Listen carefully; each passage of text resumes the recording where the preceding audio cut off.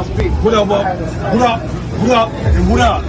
Salute to my brothers. Absolutely. Gunna, what up? Tag, what up? My brother Tag. What we doing, Make OG sure you Wisdom? check out the OG Wisdom podcast. You know what I mean? We're in it live and raw from a Balagon. Good show, my niggas. I love y'all. Most of our leaders come out of organizations. You have to be a part of an organization to be an effective leader. But how do we determine if you're an effective leader if you don't organize the people?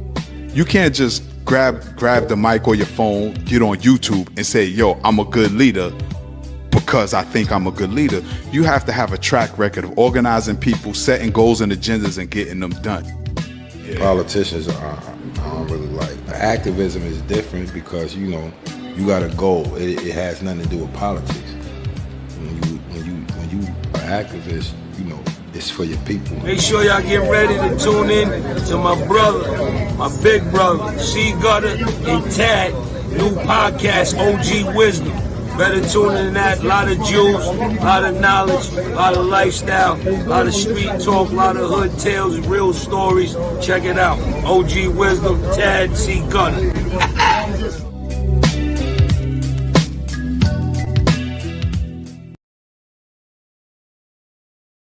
1 2 1 2 1 2 1 2.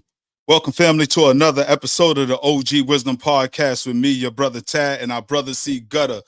As the folks come in, as you come in, the only cost to enter is to like. You have to hit the like button as you enter the room. We truly appreciate everybody that rocked out with us. Today we got a special treat. A lot of times we hear the name, but do we really get in depth of who the man is? So today, we're going to have a conversation with our brother, not just me, but y'all also, as the people out there. Want you to get in the comments, ask the questions you want to ask, because we're going to go in depth with our brother, C-Gutta. C-Gutta, what's the word, man? What's cracking, homie? Ain't nothing. You know, I think this is super dope that today we just let you go in about who it is that you are. A lot of people know the name. Some people may know the background. And I think we said it on the platform before.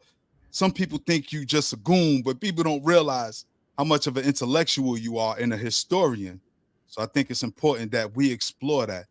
And some other things you want to talk about or may not talk about, you know, because news is buzzing right now, and you're loosely About your boy.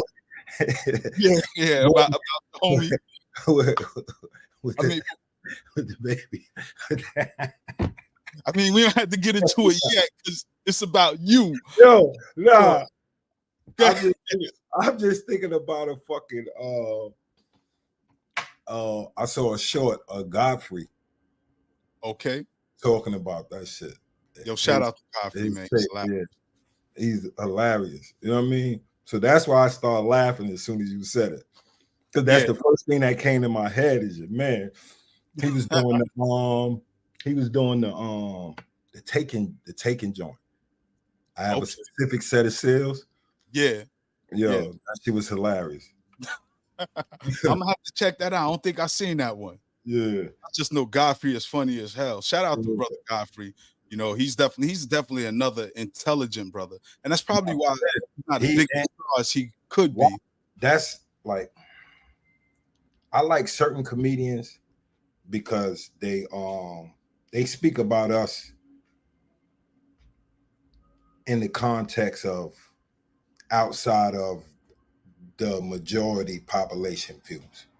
Right. And they keep it real mostly in front of them. Yeah. Because I remember him talking about him getting booked. Dudes ain't like he wasn't like hood enough for certain shit. Right. You know what I mean? Because he wasn't talking about certain shit. He was, you know what I mean? So you know how that shit go. Yeah, but the expectations. Yeah. But he's a hilarious dude though. Yeah. Well, you know, an intelligent black man is a threat to this society. Yeah. I mean, it's like sad to say, is within our community, dudes feel threatened. Yeah. That's a fact. And speaking of threats, because I guess you're a double, triple threat, because you're a warrior by nature, but also an intellectual threat. So I think some of our audience may be familiar with your story, but I want you to give the viewers, people who may be watching this for the first time or even on the playback, give them a brief background of who C-Gutta is. All right. Born in 1969, Bellevue Hospital.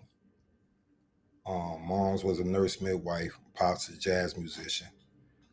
The year I was turning 5, my mom's moved to Mississippi. First town was Mound Bayou, historical black city in Mississippi. It was taken over by former enslaved Africans. From there we moved. I stayed there till about the 3rd grade, like from the 1st to the 3rd. Then we moved to Tunica, Mississippi. You know what I mean? Down there it was different, especially like, even though I wasn't, I couldn't say I was fully a New York kid because I wasn't old enough to get out by myself. Right. You know what I'm saying? Even though kids is going out by themselves, 5, 6, 7, a little bit, at least around the corner to the store and stuff like that, I didn't get to them stages yet. Okay. You understand what I'm saying? I didn't get to them. Yeah. I still was little. I still had to go with my sisters. Like, I got 3 older sisters, so I'm always with them anyway. I'm outside, but not on my own accord. Right. You understand? My oldest sister was fully, she lived there. She's old. Years old. You know what I'm saying? Like, my oldest sister got me by 7 years. Okay. My oldest sister, Stephanie, rest in peace. She had me by 7 years. So she was a full, like, she hated Mississippi. So when you was 8, she was 8. She was like, you was 8, she's about 16, 15, yeah. 16. Yeah, when I was 8, she was, matter of fact, she matriculated. Like, she went to Tougaloo College, but she didn't graduate. She matriculated. She finished all her classes early and left when she was 16. But she wasn't staying with my mom's. Like, when we moved from Mound Bayou to Tunica, she was like, yo, this is my last stop. Like, I'm going here, I'm going to college, and I'm leaving. And where did she go? She ended up meeting her husband, my brother-in-law, Maurice, went at Brown. Okay. You know what I mean? She was in graduate school, and I think he was in graduate school as well. You know what I mean? So they met each other. I think it was Brown. I can't remember. I don't know the exact colleges. You know what I'm saying? Right. But I think don't even worry about that, because this is about Gutta today. But anyway, yeah. But that was her experience. Mine was, I was basically a Mississippian. Okay. You understand what I'm saying? At 8 you moved to Tunica. Yeah, 8 we moved from Mound Bayou to Tunica. So that's why I'm giving you the context. Is my sister was full New Yorker. Okay. You know what I'm saying? Whereas with me, and my other 2 sisters were more New Yorkers because they 3 years older than me. So if I came when I was getting ready to turn 5, they was 8 and 9. So all my sisters was full New Yorkers. Yeah. It was a different change for them as for me. For me, it was like seamless. Right. You know what I'm saying? Because I'm still little. You understand what I'm saying? I'm still little. I'm not able to get around by myself. So 3rd grade, we moved to Tunica, and I went to road. Like, first I was in, I think it was Mound Bayou. I don't even know the name of the elementary school in Mound Bayou. You remember some of the friends you had down there? Orlando, because we was playing and I bust his head by mistake with the water hose. Where we was playing like a gun, but we didn't know how heavy them shits was. Oh wow! You know what I'm saying? So we playing. I'm 6'7". Yeah. You know what I'm saying? Also, I go like we playing some kung fu shit and got stabbed in my knee as well. Right. So like it was like we like you got to think about it. Then from my era too, it's like it wasn't a whole lot of tight supervision how it is now. Right, and all that safety stuff. Yeah, it was like we you're gonna get hurt playing. Yeah, you're gonna get hurt playing. But this what I'm saying is like dudes had pocket knives at 6 and 7. Yeah. We down south. You know what I'm saying? We got pocket knives at 6 and 7, not to stab nobody. It's just really country shit. We want to whittle wood. For us, for little kids, we want to make steaks and shit like that, spears, just like we just playing. Yeah. You understand what I'm saying? Not no harmful intentions and nothing like that. You know what I'm saying? We in the South, the era also is like you gotta basically make your fun. Right. Ain't no toy stores like that. And yeah, you ain't going to toy store whenever you want to and get whatever. No video games in the house. Yeah, no, it was no shit. Before it was Atari, it was a joint where it was like asteroids. Yeah, I remember that too. Yeah, you had it was a little. Yeah, it wasn't even hooked to the TV. It was like a little TV. Oh yeah, it was a little console. Oh, okay. Little cheap joint. Then but we would like it wasn't that wasn't a norm. Okay. Even Ataris, like it might be one dude in the neighborhood with an Atari. Yeah. Where we from? You understand what I'm saying? Vectrex, exactly. Oh, yeah. Underworld crime, definitely on point. Hit it on the head. No doubt. Shout out to Underworld. Yeah. Underworld Crime Journals. You hit it dead on the head. You know what I'm saying? So that's your early childhood. You came to New York about at what age? I came back at getting ready to turn 15. No, I was 15. So about 6 years. So you're born in New York, down in Mississippi for a few years. For about 10 years. Right. So now when you come into New York, what was that like? Was you upset that you was leaving Mississippi? Was you excited like I'm going to the big city? Right. No, because I always came to New York. Okay. Like that was like I missed some years. It was like shit get rough sometimes. Mom Dukes can't send you up there. You know what I'm saying? So, and I'm like, me and my sister was getting on the Greyhound. And my cousin Tam was coming to Mississippi from because my cousin Tam lived in Teaneck. Okay, New Jersey. Yeah.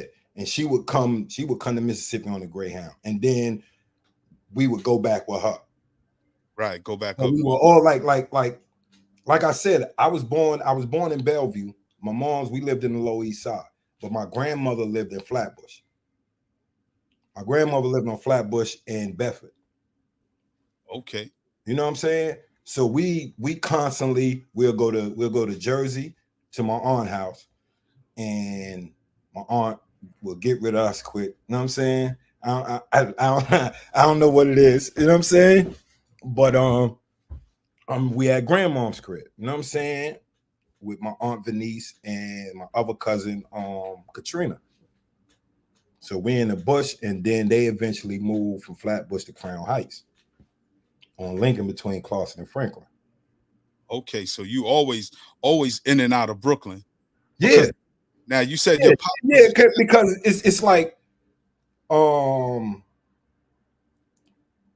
my grandmom's is in Brooklyn. So that's the source. Right. Everybody go to grandma's house. Yeah, it's like my mom's, she's gonna go and see other family who were more well off. See, this is the thing, is like my family that lived in Jersey, they were more well off than my grandma. Okay. Because they were more connected to their father's side. You understand what I'm saying? Yeah. Then, and my mom's and my mom, because my pop's family had land. Okay. You know what I'm saying? But my mom's, her and the youngest was with Mom Duke. Right. Like, it's funny dynamics because we used to go see family, like my grandpa's family, and it's funny stuff. All of them look weird anyway. Like, it's not look weird. It's just they mixed. Okay. Not with white, but Indian, and Okay. yeah, other ethnic groups. You know what I'm saying? Yeah. So you know, it's a All right. So certain. speaking of pops, because where we at right now is you was in Mississippi, New York, Brooklyn, Jersey, and that's a lot of states to be touching at an early age. No, my pops was in Philly. Right. That's what I'm about to say. Pops Now, was with your pops is a whole nother yeah, state yeah, situation. because I would like the times that I would like. Sometimes I would go to my pops and go to my grandma. Okay. You know what I'm saying? Yeah. It's not like I didn't see my pops. It Right. it was less that I could see him because he was a musician and we lived in Mississippi. Right. And I know Like, you said that's before a crazy, that's a crazy, and then you got to think about it, the era we was living in. It still was kind of dangerous for a nigga on the road, my nigga. Right. I went down there in what, 73, 74? Okay. You see what I'm saying? Yeah. That ain't years too after the far. civil rights, Yeah. still got And Jim that's Crow in there. it. And and I'm in the Mississippi Delta. Right. Like we regularly had dudes with the Confederate flag tags with the shotguns in the back and all that. So now back then, did you ever get into it with any white kids? after we beat the shit out of any white people we saw. But it's so separated. It's so separated, bro. Is like literally cross the tracks. Right. You got one side of the tracks. They on like you'll have some poor white trash on our side. Right. And they be racist as shit. Like it was a family that lived in our joint. The kid was trying not to be racist. You know what I'm saying? Because he wanted to fit in. Right. But the moms, and she was an alcoholic. Yeah. So she teaching them to be racist. Oh, yeah. And she got whooped out. Like, nah, it wasn't. Don't think the sisters wasn't like they whooped her. It was like, and it was like a few times that she got planted. You know what I'm saying? Right. By, screaming like one time, like, because it was like their house was the in-house, and then you had some bougie Negroes at the other end. Next house, yeah, the niggas that if you come on their yard, they tweaking on you. Right. You know what I'm saying? I think he was like a sheriff or some shit like that. So like, so he was on the black side of the tracks too. Yeah, no facts. Yeah. Okay. But like, bro, everybody in our community, no matter what you did, you lived in, like, it wasn't no, like, at that time, it wasn't no mixing at all. Right. It was only mixing on our side, where they only thing they could do was afford to live on our side. Right. The poor white trash. You know what I'm saying? Yeah, because we basically in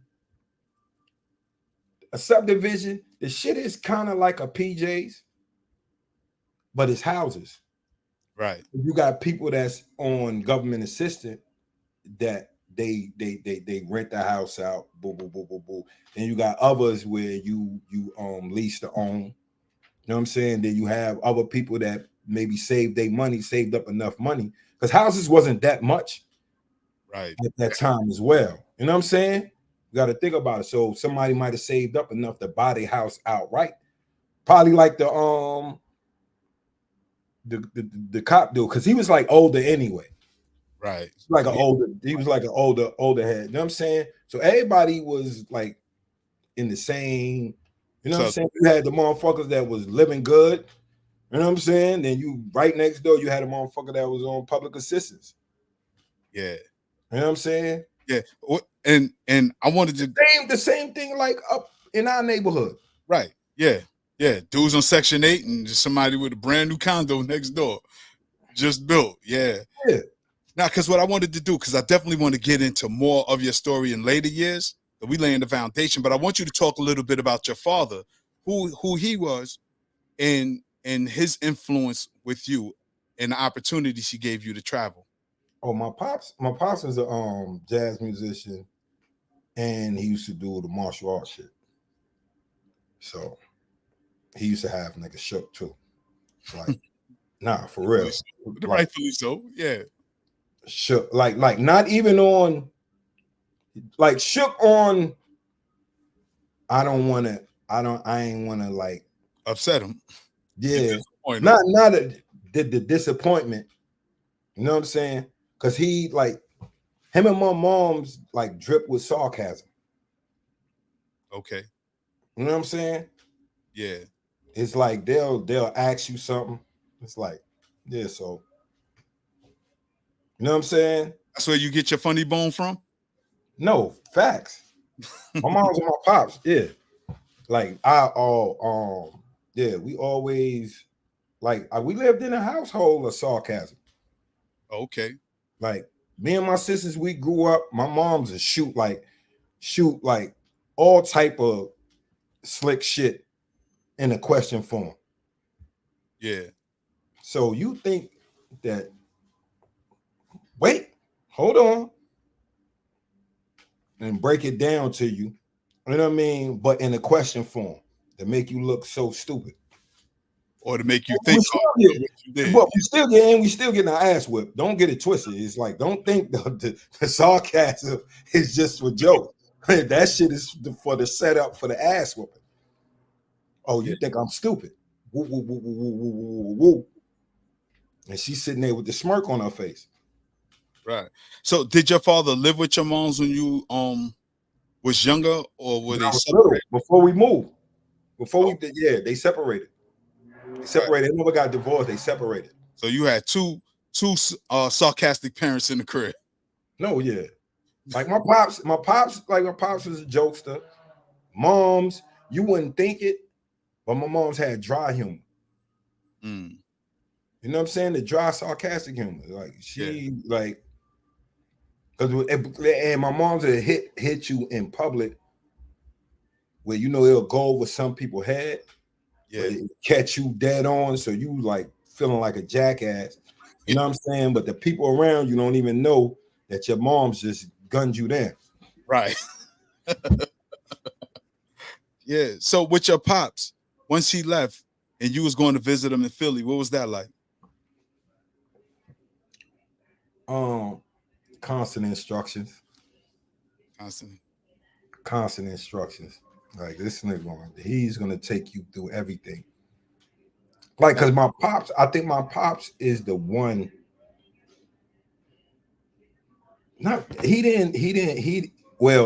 He made me want to look more into history. Cause I would ask questions like I knew something. You know what I'm saying? Cause like they the band he was in called Sun Ra. Right. So obvious, it takes it takes its connotations from Kemet. So me knowing a little bit, and like I know Egypt, I know black people is Egyptians, so I'm shooting shit about the Ankh and all that. Like, man, you don't know shit. So now it's like he drilling me. It's like every time that he get a chance, like even because him and his partner, right? He had a homeboy in the band too as well. I think my nigga was a gangster, but I don't know because I don't really know them. You know what I'm saying? But the way he moved, but he was an army vet. Okay, so he was a hitter. Yeah, so I knew because even though I wasn't deep into the streets at that time, right? I was mingling, and like you a nigga street nigga, like this like cuz ain't nothing to fuck with. Right. Just by how he moving, everybody. Yeah, just like how he moving. Then like my pops, I knew my pops knew the art shit, but like, my pops he made weird shit. Like he had a bike that he could sit down on. Wow. He could pedal. You know what I'm saying? Like he created the shit. He had the patent and everything. Wow. He made the drum that he used in the band. Mm-hmm. So my pops is like ill. Is an ill dude. You know what I'm saying? Yeah. So he used to, every time I get there, it's Underworld said if you was rapping, you'd be deeper than Nas. But you know, him and his man used to be renovating houses by themselves, my nigga. Right. Like I don't know how much they was doing, but I know they gutting, they doing all the carpentry work. That's what I know for sure. Right. Right. Him and his man is doing all the carpentry work in it. Now, did he teach you any of that when you were young? Well, this is the thing. I already knew a little bit because when I lived down south, like you got shop class. Okay. So Like, you learned it in school and with your pops. yeah. Like, because once again, I started saying some like I know shit. You know what I'm saying? Because I was in shop class and he's in there, and I'm like, he was like, well, you know what this is, and da da da da. You know what a T-square is about. You know what this is. You know what this. You know what a level is. And so now he getting me caught up because this is shit I ain't learned in school. So Right. he's showing me, he's showing me shit. You know what I'm saying? They taking and they doing the sheetrock, the drywall. Yeah. Tearing all that shit and putting that. So they doing all the carpentry work. I know that for sure. No, and his man doing the electricity. Okay. That's hard to, you know what I mean? I don't play with so these two, So I know that's what they doing. I don't know about anything else. I know they gutted it, put up the sheetrock, redid the stairs. Because that's what I did with my pops. And they ain't get paid shit but a pair of sneakers for all summer. This is the year he took me to Europe. Oh, what the heck's your payment? You got to go to Europe. And then fuck that. You was taking me anywhere, nigga. Fuck what you talking about? He told me that before I even got there. Because I had to get a passport. Right. You know what I'm saying? That was the whole purpose of me going there, because I was gonna be with you gonna be with me all summer. Right. And this is something like you gonna be like when you come because when we got up there, my nigga, I didn't go from like usual, go to Germantown and then go to my grandmom's house. Right. No, I did that and went to school. I went from Germantown to Prospect Heights High School. Wow. First year in high school. Shout out to Germantown. I was out there a long time ago. Germantown was giving it up too. I ain't gonna lie. Yeah. Shout out to them Philly dudes in the long joints was trying me every day, my nigga. Yeah. Cause they, niggas was like doing their thing, and they got just about as Brooklyn. I forgot what you call them. I don't Jabilla, what they call the long. I know what you're talking about. The Muslims. I don't know what they call, so I don't want to just, what I'm saying? Yeah, dudes with the kufis and the long joints was trying me every day, my nigga, and they was just regular low street niggas. But they just trying me because I got a, at that time I got a kind of mixed accent. You know what I'm saying? Because I'm in New York, so I I'm down south. That's what my little shine down south. A jalabia, a brother Hamza. Exactly, a jalabia. Peace out, brother Hamza. Yeah, I'm going to the stores, little dudes with jalabias like my age, around my age or something, and they try me. So this wasn't nothing sweet about Germantown. I had a few scuffles. Now, I ain't gonna lie to you, Gutta. That's the first time I ever seen some dudes pop at police in Germantown. Almost broke my neck trying to get in the crib. Police hopped out on some dudes, a couple ran, and the few that didn't run started banging at them. I said, Philly is crazy. Listen, one day, right? This is rest in peace, Sumra. One day, this is one of the days I get in the scuffle. So I come in the crib. This wasn't the first year I was up there. This is 85 because I was there when they bombed Move. The Move, yeah, the Move. Yeah. I was in the crib first when they time did. or the second time? The first in 1985. Okay. Summer 1985. I think that was the last time. Because the first time they burnt them out too. They hit them twice. It's crazy. Well, I know the summer '85. Right. Wilson Good was the mayor. Right. That was the mayor when it happened. So it wasn't the first year I came back up. It was the second year because we was in Brooklyn already. Okay. You know what I'm saying? So I just shot to my pop's crib. You know what I'm saying? After school was out, shot to Pop Duke crib. You know what I'm saying? And stayed there. You know what I'm saying? First I was staying at his man crib. This is crazy shit. I see mad like foreign coins. Yeah. My dumb ass stealing. You got caught? Did I? He moved me from there to his room, right? It's the band house, you know what I'm saying? So he moved me my bags. It's mad. He grabbed one of my bags. It's just like ching, ching, ching, ching. He like, what's that? That's the first time. He ain't smacked me that time. The second time is I ain't steal a coin, but he had told me, yo, you can't go, don't go in my room. You know what I'm saying? No, the second time is I'm all through his shit. Oh, wow. You know what I'm saying? I'm going through Pop Duke's shit. I'm thinking I'm putting everything back, but he know how everything go. Yeah. So boom, he banned me from going in his room till it's time to go to sleep. So the last time, this is when he smacked fire out me, guy. The last time is they get the itinerary for Europe. We going, what's the first place we land? We land in Paris. You know what I'm saying? So we get the itinerary. I had ran to the store for Sunrise because he used to be sending me on errands, go to the store for him. You know what I'm saying? Let me keep the change. This nigga might give me a dub and ask for a cherry vanilla ice cream. That was his favorite shit. Ask me for a cherry vanilla ice cream. I come back and I keep the change. That shit was like $1. Wow.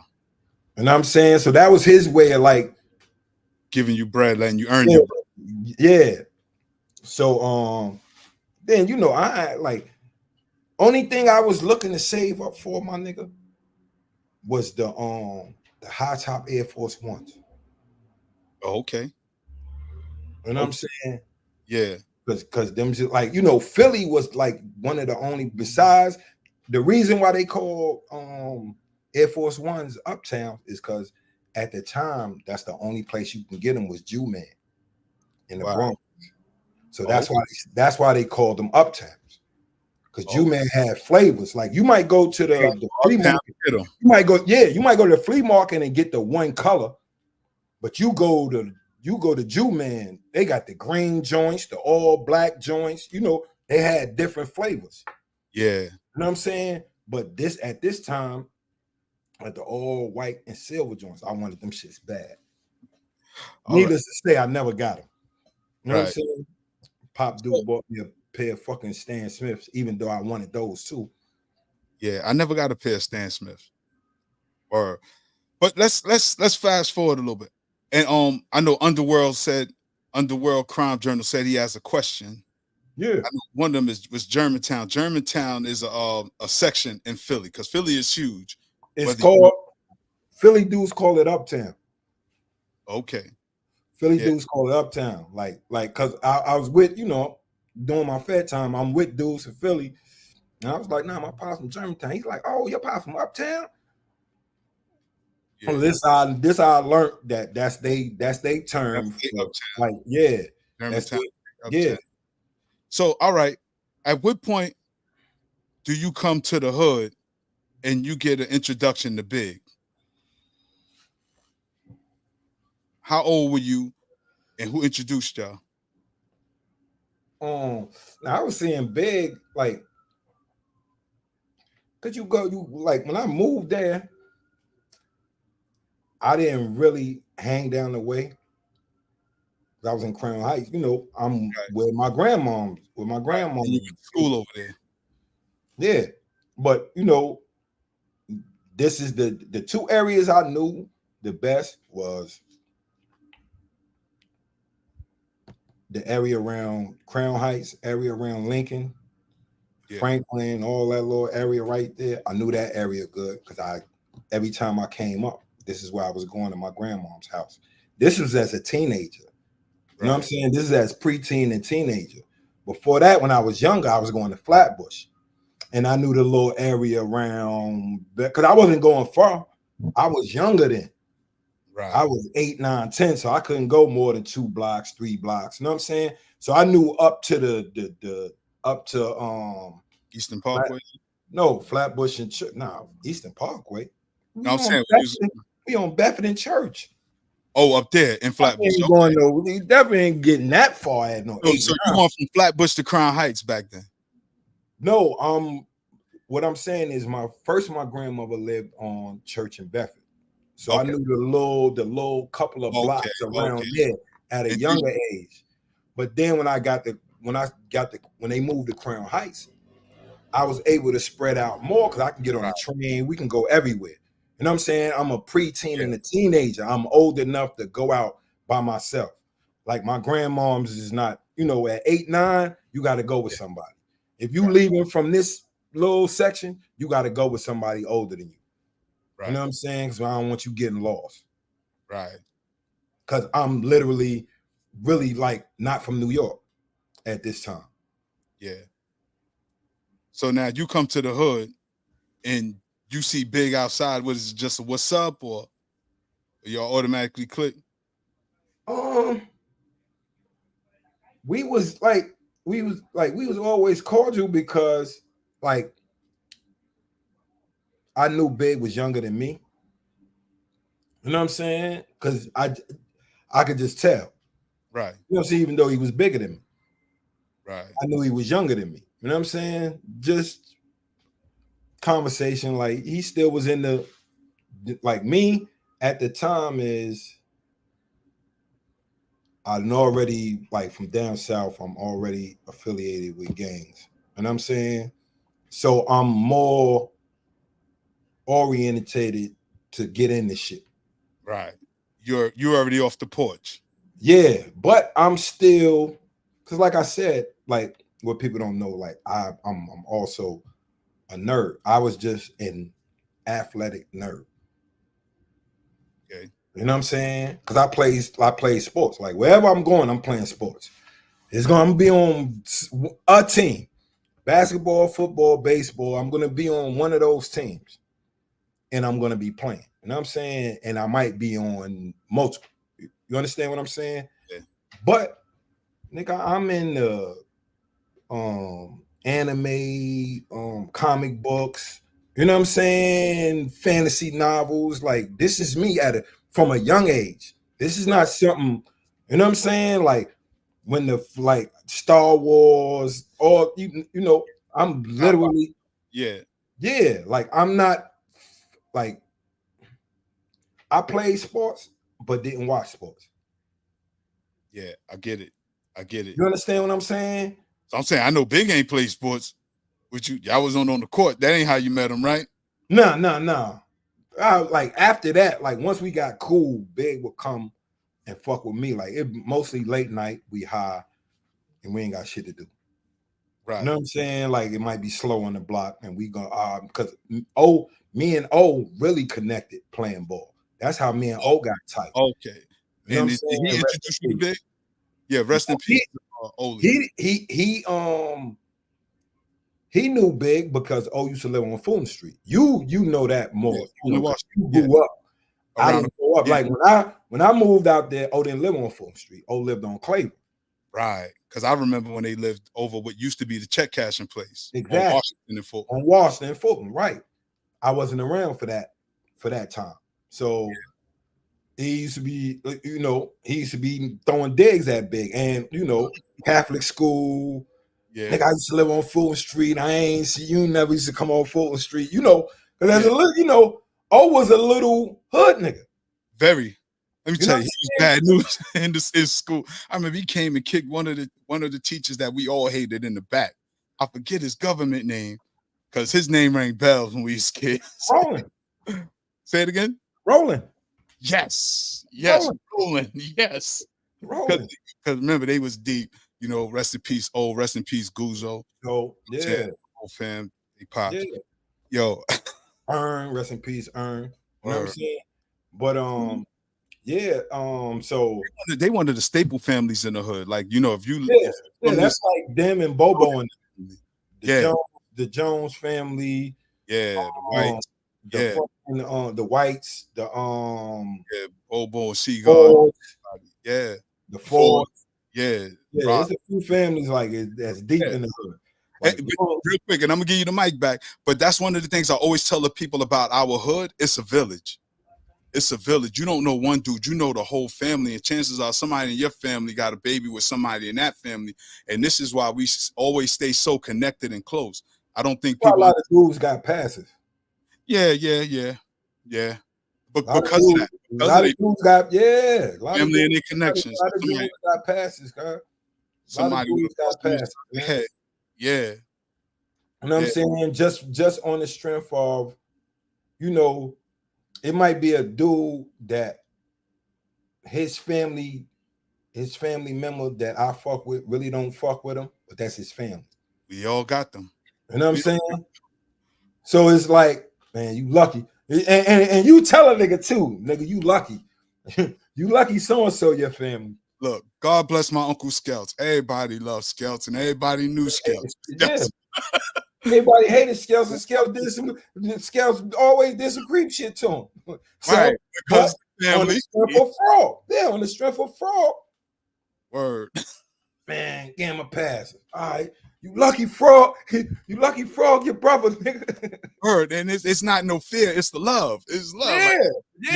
Like, you know, it's like make Miss Bernice. Boy, and I know Miss So-and-so. That's what it be. Right, it's like, boy, Miss So-and-so, boo, and especially it be instances like even and it's like, don't get me wrong, it's wrong, but to me it's right. They speak up for you knowing your ass in the wrong. Yeah. But with them people. Right. You know what I'm saying? Like, that boy ain't did nothing knowing damn well. That's just knowing damn well. You know what I'm saying? Knowing damn well you in the wrong. You know what I'm saying? Yeah. And that's but they're not like our own and not nothing where it's against the community though. Right. That's what I mean.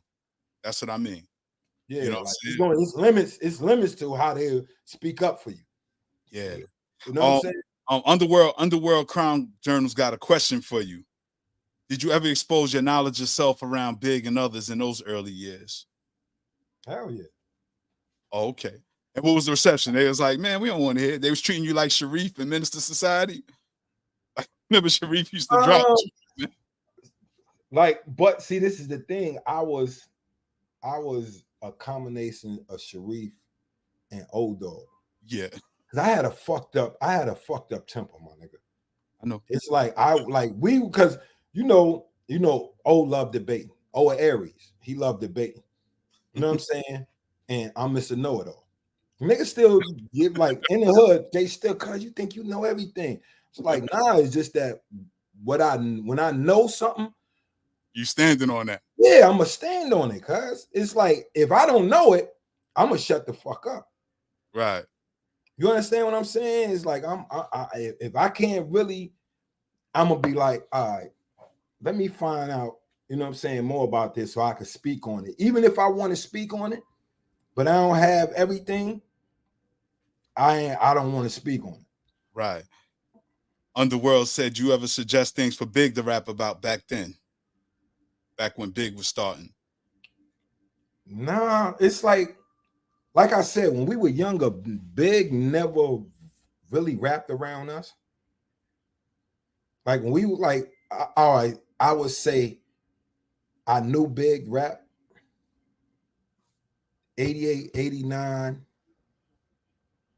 and like the beginning of 90. I think when we started going to the clubs and high side on the mic, but I had did a bit already. But Big started rapping like once I got locked up. He finally came out the shell. Right. I seen Big rap one time prior to that, and this is 88, and I think I told you about it. It was when Jaz-O came through. Okay. You know what I'm saying? And Jaz-O, I think Jaz-O went to the weed spot, pop weed spot on the corner. Right. You know what I'm saying? Because that's where we saw him. I'm not saying that's where he went because I don't even know if he smoked weed or not.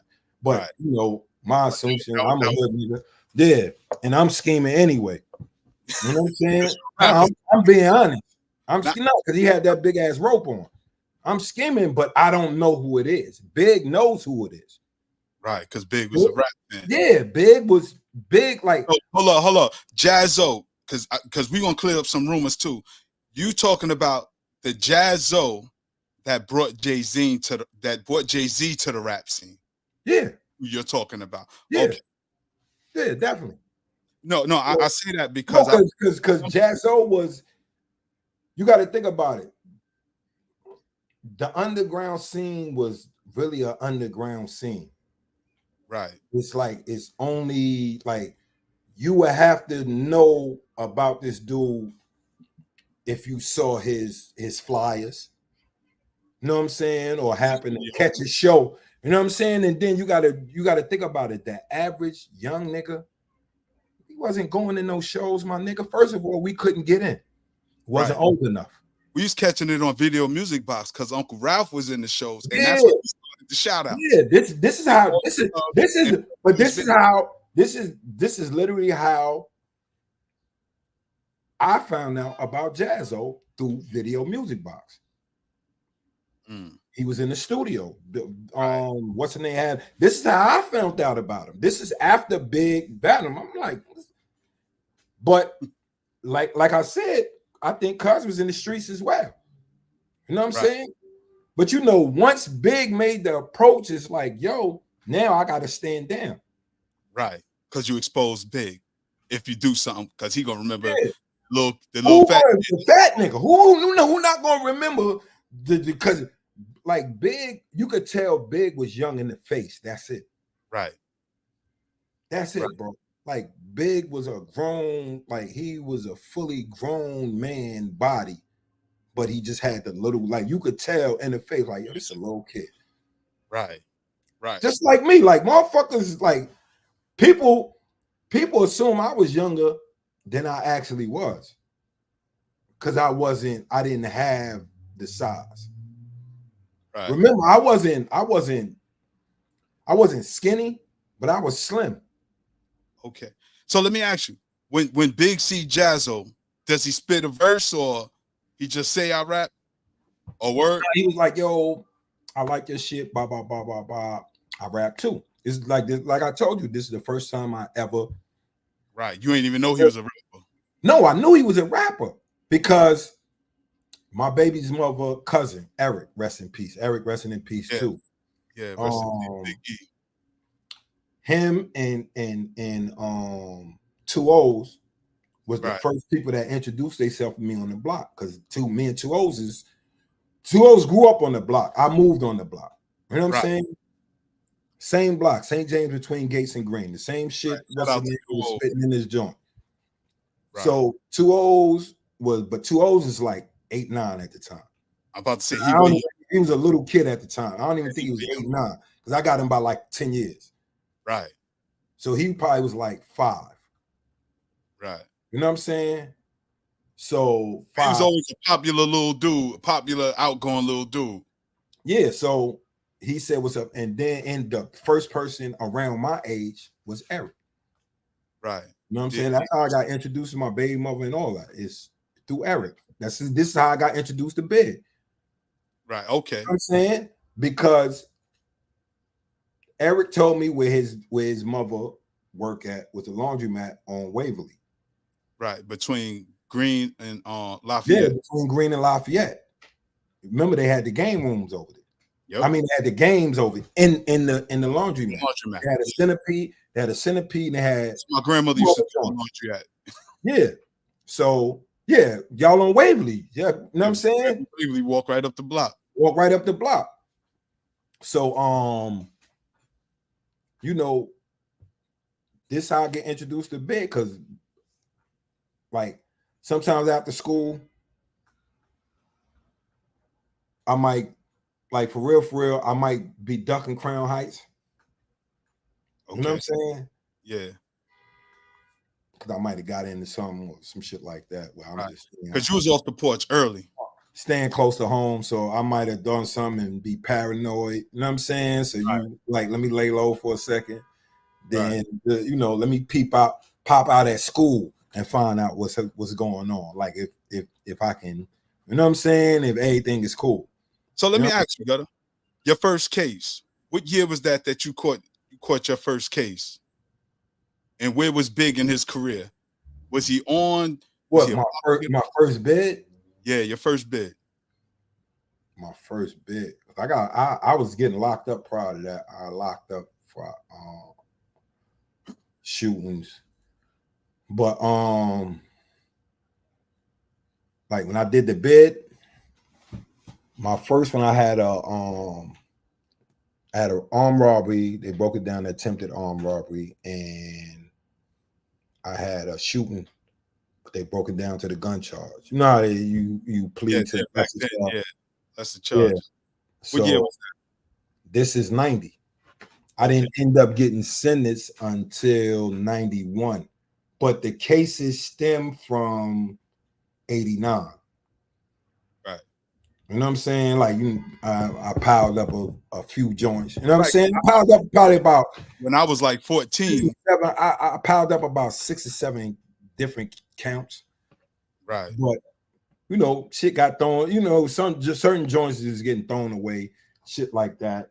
But I had one gun charge where I broke the gun. It was inoperable, so they had to throw that out. You know what I mean? Right. So it was 90. I got sentenced in 91. I got sentenced to 1.5 to 4.5. Ended up doing what? No, 2. So this is like 90, 91. Yeah, because I came home November 5th of 91.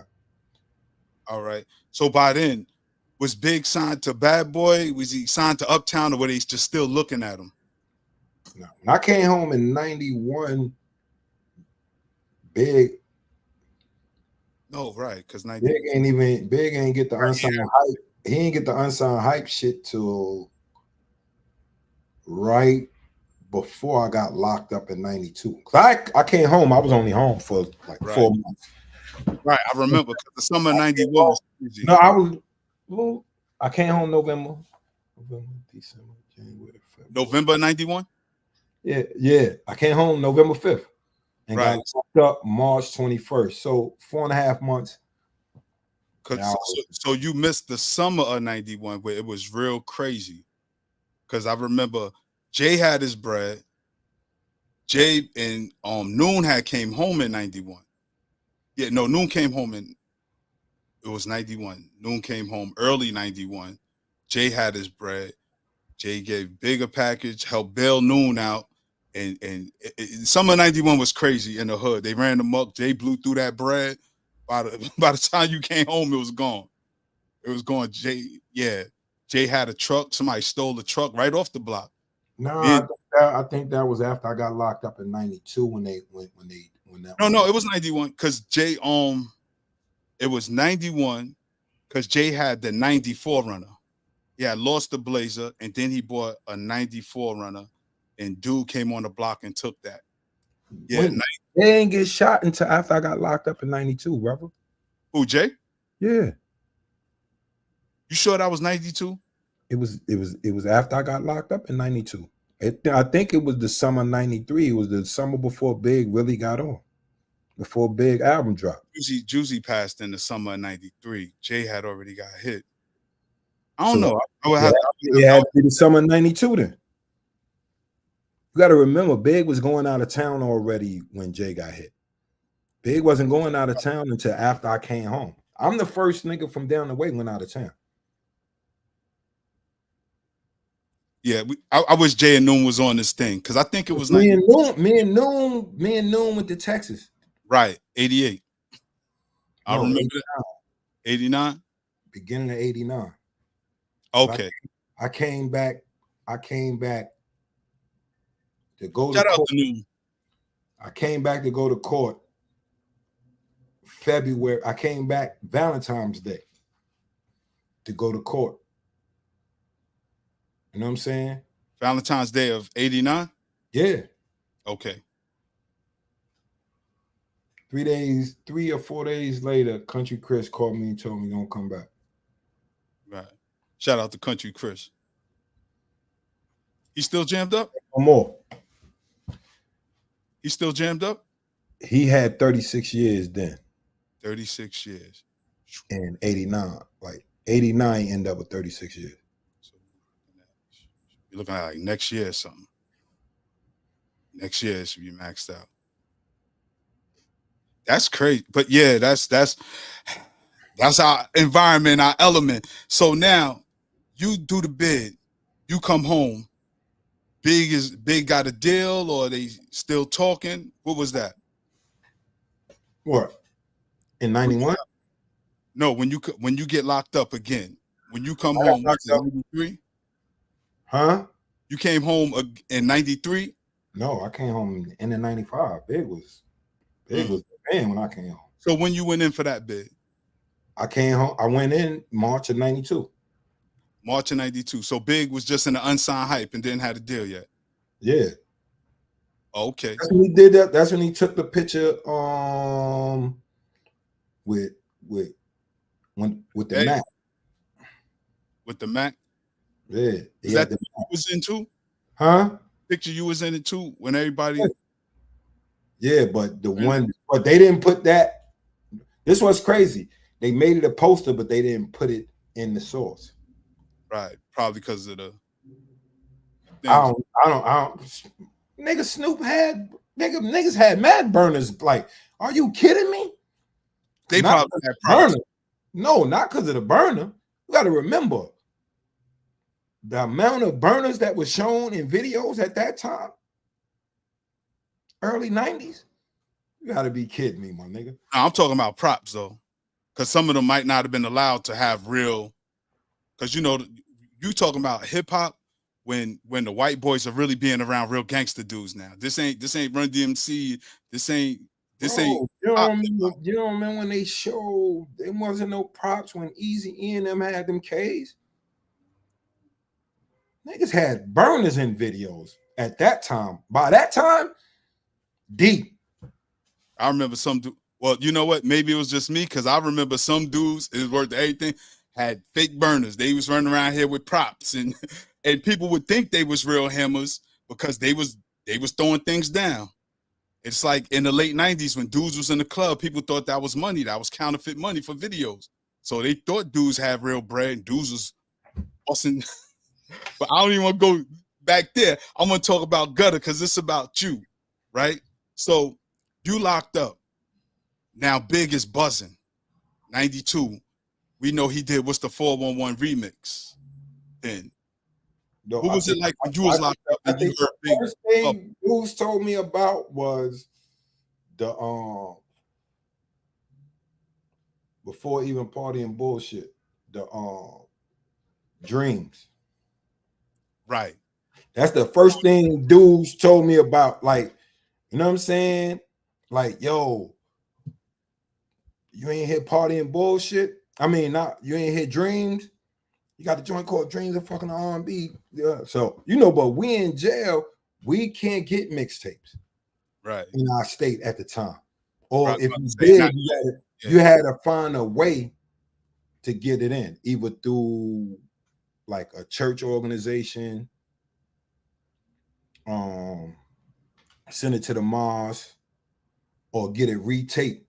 If it got the tape, if it got the full, like the rapping tape, if you can get a rap tape, like it's a joint, the joint that used to be on Fulton Street back in the days, used to rap tapes. Fulton and Bedford? No, downtown. Oh, okay. Yeah, they had mad joints downtown. No, they had one of the record shops used to rap the tapes with dudes. They would rap the mixtape. Not Beat Street, right? Bingo. Okay. Because Beat Street used to carry everybody records. Underworld, real quick, Underworld Crimes wanted to know, why was Snoop cool with Big when Pac was at war with Big? You gotta ask Snoop that. Shit, I don't know. Because Big Snoop. Like, man, the way, cause I like during that time, I was there when Snoop, Daz, and Corrupt came to the studio. You know what I'm saying? Like, and shout out to Daz. He was tight with that weed too. Daz ain't want to get that bomb out. He was like, y'all niggas don't smoke bomb, cuz. That nigga was tight on that. But anyway, when he came, like it was genuine love. So I like you would have to speak to Snoop about that. Like from what I saw, the energy he gave, like it was like, yo, this a brother. So he ain't never like it wasn't nothing fake about it. Yeah, and I think that's something Snoop always talk about too. You know how you can peep fakeness. Yeah. You know what I'm saying? You can peep when dudes is not really sincere in what they say. You know what I'm saying? Man, I fuck with you, boy. And like when dudes say they fuck with you, and then you can see, you know what I'm saying? It ain't genuine. Right. It's genuine. Snoop was genuine. Yeah, he was a genuine nigga with Big. So 95, you come home. 95 was Big. December 95. Oh, okay. So Big done already. He's officially the king in 95. There was no hesitation. I always remind people that when Big coming out 92, 93, I always remind he had the cover of him being king of New York already. Right, that's what I'm saying. He's already crowned. Because you got to remember, and I think people miss this, maybe because they wasn't there, maybe because I was too deep in the hood and knew the climate. There was stiff competition for that spot because at the same time, you had Redman, you had Nas, you had so many dope MCs out at the time, and Big wasn't established yet. You had to really be nice. Niggas that had what 2 albums in. Yeah. Because Red. What album was crazy. Redman, like both of his joints was fire. Yeah. You know what I'm saying? And I had his joints. Yeah. My nigga. Nas first, because you know, I remember I was in Governor. I'm on the phone with Big. So this is right around the time Nas just dropped. So I'm like, yo, man, bro. your man shit is fire. Like, what you want to do? Because like I said, you know, I had the last thing I had heard when we used to be going to Paul Robeson. Right. You know what I'm saying? House of Power right across the street from House of Power. Well, House of Power was closed by the time I came home. They had already wrecked it. Remember they had to fight with the House of Power niggas? Yeah, me and Dog was talking about that the other night. Yeah. I heard niggas got knocked out. It's some bullshit. Niggas got hit in the head with chairs. Like, it was a battle royal for real. Huh? Shout out to Pretty Black. If I'm not mistaken, Pretty Black started that. I'm gonna keep it a buck. I think he was going for the mic. What I heard, it was Tucker Love. I heard it was Big Time too. Right. I heard Big Time started it. Right. I might be confusing the two. Yeah. I know it was one of the OGs. Yeah. Oh. I remember everybody was there though. Like, Street was I heard about that. But Oli was still alive. Oli was there. Yeah. The Red Curtain. See, because O was alive when I came home. O got killed when I was in Ulster. Okay. I was in reception, and I called the crib, and Jay told me. Which Jay? Waverly J or Barber J? No, Nee little brother. JC. Yeah, JC. Shout out from Junior Mafia little brother. Right. You know what I'm saying? Because I would always call they crib, and you know what I'm saying? Because you know, Big gone. Yeah. You know what I'm saying? Big was going out of town at the time, so I couldn't call his house. Right. You know what I'm saying? So everybody had a cell. Huh? This is back before everybody had a cell. Hell no, cell. It's a cell phone. Nigga, if a nigga had a cell phone, he was big time. Money. Yeah, you getting money. And you was walking around with a backpack. So nigga ain't even like, who the fuck want a joint where you walking around with a backpack, my nigga? Yeah, You know yo. All right, so we're gonna start a little trouble though, Gutter. Because somebody asked the question, because this time is flying. We already after 3, so I guess we're gonna go to 4 today. Yeah. Somebody asked the question, you need your was that lady a tranny in big videos? Huh? People are spreading rumors. I don't know how true that is. They said Puff. Well, first of all, don't ask me. I was in prison. You know what Right. I'm saying? Second of all, like, Yeah, because there's and see, Gutter, this is why it's important from your perspective, though. Like you said, you was in prison, you don't know nothing about that. Because people are now trying to rewrite history on Big's legacy. People are saying that Puff had a tranny in that Big Papa video. You know, I haven't seen nothing to confirm that, but you know, you got these celebrities now on YouTube doing things for clout, saying outlandish things that they're not substantiating, you know, and stuff like that, which is kind of crazy. You know what I mean? So that's almost everybody, my nigga. right, I'm right, just keep right, it up with you. right. From your experience, right?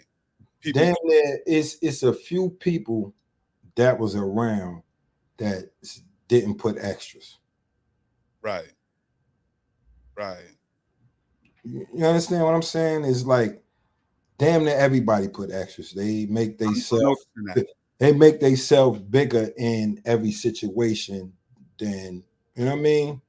Well, you know, I say that too, right? Because to your point, and I don't want to blow nobody up, but I remember people saying that you know, the whole Big and Jay-Z went to school together, they used to battle all the time. But Clark Kent did the interview, he was like, nah, they met when I did Brooklyn's Finest. He said that's when I introduced them to, because I'm also thinking about the age difference. I think Jay got big by My age. right. My So he age. by Me and years. Jay same age. Jay a couple months younger than me. Jay is like I think December. Right. He December. I'm next month. The Yeah. second. Same Year, 1969. that introduced me to Big. Yeah. My cousin was But born too. the battling shit, I definitely don't know about. You know what I'm saying? Right. Well, Clark Kent cleared But that up. I don't. As far as them, they probably just like meeting formally. You got to remember, Jay used to fuck with a dude named Half from Marcy. Right. That was his, you know what I'm saying? That was his man. That was his homeboy in school. They from the same projects. Right. Big had a problem with Half. Mm. You know what I'm saying? Not to say that like it was something. Yeah, it was really something for me. Okay. You know what I'm saying? Because I'm like, every time this nigga saying he got a problem with this nigga, you want to see this nigga. Yeah, I want to. You know what I'm saying? But we never crossed paths. You know what I'm saying? And then like, you got to remember, Big only went to school in Westinghouse. Like that's when Big stopped going to school. Right. So he would go up there in spots. Like right. Once you got to think about it, he started hustling. We started hustling in summer '88. So I'm getting ready to turn 19, and Big is 16. Right. So you got in about 3 years, yeah. Yeah. Somebody asks us the half from the Rangers. Because I think Jay did rock with a group called the Rangers. I don't know. I don't have no half of being no rapper. Okay. So now this is 95. You home. Big is popping. What was it like for you? What was the energy like? Was you coming in like, because I'm gonna keep it a buck. Like, y'all don't know Gutter, but I've always known Gutter to be a goon, a hitter, a quiet dude, but a hitter. I see. This is the thing. I take offense to goon. You know, people got to look up what goon is. Well, that's why I qualified with hitter. Because, goon is dumb. Goon is a dumb henchman. Okay, that's the literal definition. I am definitely not a goon. So you come home, you the hitter though. Gutter's the hitter. You come home. What was the energy like? You know what I'm saying? Like, was you Was you on security detail or just happy that Big made it? Because I know you believed in him, like the whole hood believed in him. You know what I'm saying? But you was Big everyday dude. See, I think let me qualify this because I watch a lot of people talk about politics in their communities, but we have politics in ours as well. Because it's like y'all are from St. James, we's from Waverly. Blocks rock together, but we still got our everyday day ones. Like me, Jay, Noon, we all from the same block. We family, but I know Noon through you. Noon is your man. That's how I knew you, because you and Noon is older than me. Noon is my big brother. Jay and Big was real tight, and Kim brother Chris and Jay used to be together every day in 258 when we was in the 8-ball. Chris Jones, Kim brother. No, not Slobbermouth. Not Kim from 47, not Kim from my block. Oh, you talking about little Kim brother Chris. Little Kim brother. Right, not Big Kim. Not her. That's what I'm saying. We got Mad Kims and Mad Chris's. Yeah, that's why Kim was Little Kim. Look, you had Big Fat Chris. Fat Chris. Slobbermouth. Shout out to Parker, Slobbermouth Chris. Look, you had Country Chris. Country Chris, little stuttering Chris, the CEO. Shout out to Chris from Green. You know what I'm saying? That's what I'm saying. It's like we had names for each one of them. Yeah. Until Big was big, he was Fat Chris. Yeah. Yeah, Country Chris, Slobbermouth Chris, stuttering Chris. Stuttering Chris and Fat Chris. Yeah. The Chris is in the hood. Like, yeah, Chris, which one? Which Chris? Or a nigga be like little light skinned Chris, because he the only light skinned one. Right. And he used to study. Because I like me, it's crazy because it's not crazy because they was younger than me. You know what I'm saying? And even Slobbermouth, like, yeah. Big, I don't know. It's like me going through what I went through, the trauma I had in Mississippi, just not being from nowhere. Okay. But the only caveat I had out there was being from New York. Yeah. So any good thing that I had out of, any cachet that I had was me being from New York. Right. Like, I'll come back. Yeah, I was in New York. I was in Brooklyn. I got an outfit from New York that is not down there yet. You know what I'm saying? So that's in the stories. Yeah, that's the only cachet I had though. Other than that, you're not from down here. You know what I'm saying? Each town I went in. You know what I'm saying? Even though I was really a Mississippian, but each town I moved to, I wasn't from that town. So now I had to build a whole new group of friends, which gonna make me build a whole new group of enemies. You know what I'm saying? In each town. You know what I'm saying? So that was the Trump. So now for me, always feeling like, and I don't have no older brothers. Right. So it's just I might have to fight the little brother, the next brother, and the big brother. Yeah. You know what I'm saying?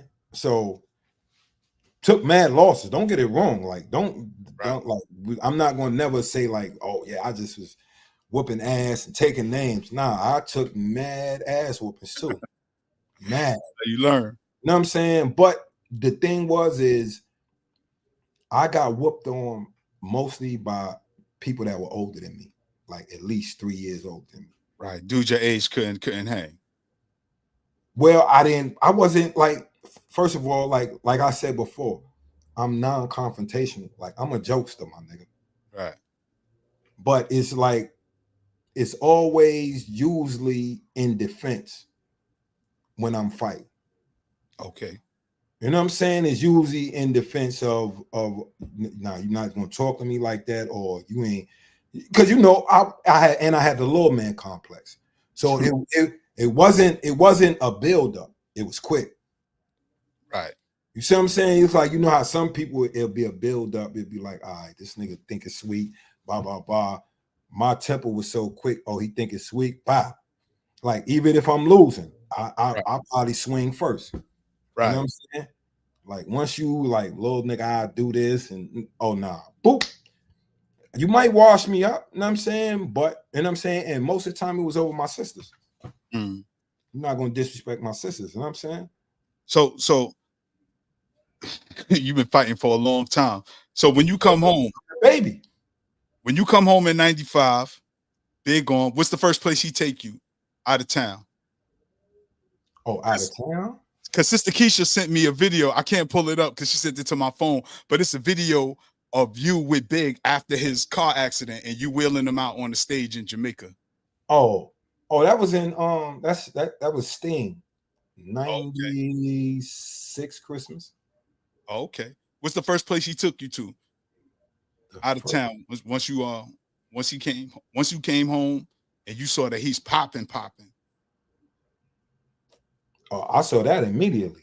No, I'm saying where he took you. Like, yo, you home now. We getting ready to go here. Cause I know was you on parole when you came home or did you max out? That shit ain't mean nothing to me, my nigga. I know that part too. Everywhere. That part too. The only time I couldn't go is if we don't get back until Monday or after. All right. Cause I was reporting every other week. So if it's a joint where if he do a show and we get back Sunday, I'm good. Right. But if he don't get back till Monday, I can't go. So I'm in the hood. You know what I'm saying? Yeah. That's why most times, like when dudes saw me in the hood and Big and them be gone, dudes be asking me why you can't go.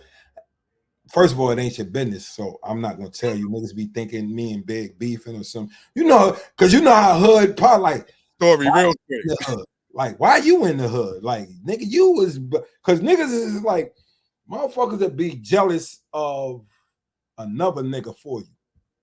Yeah. Yeah, why you take son? Like, yeah, why you ain't go and them niggas went? Like, bad bro, why is you worrying about that? You know what I'm saying? I'm not telling you, you know what I'm saying? Like, niggas I fuck with, they be like, damn, Gutta ain't big in them car. I'm like, nah, bro. You know, I got a PO, I gotta go to my PO Monday. So, you know, I can't go this time. You know what I'm saying? Right.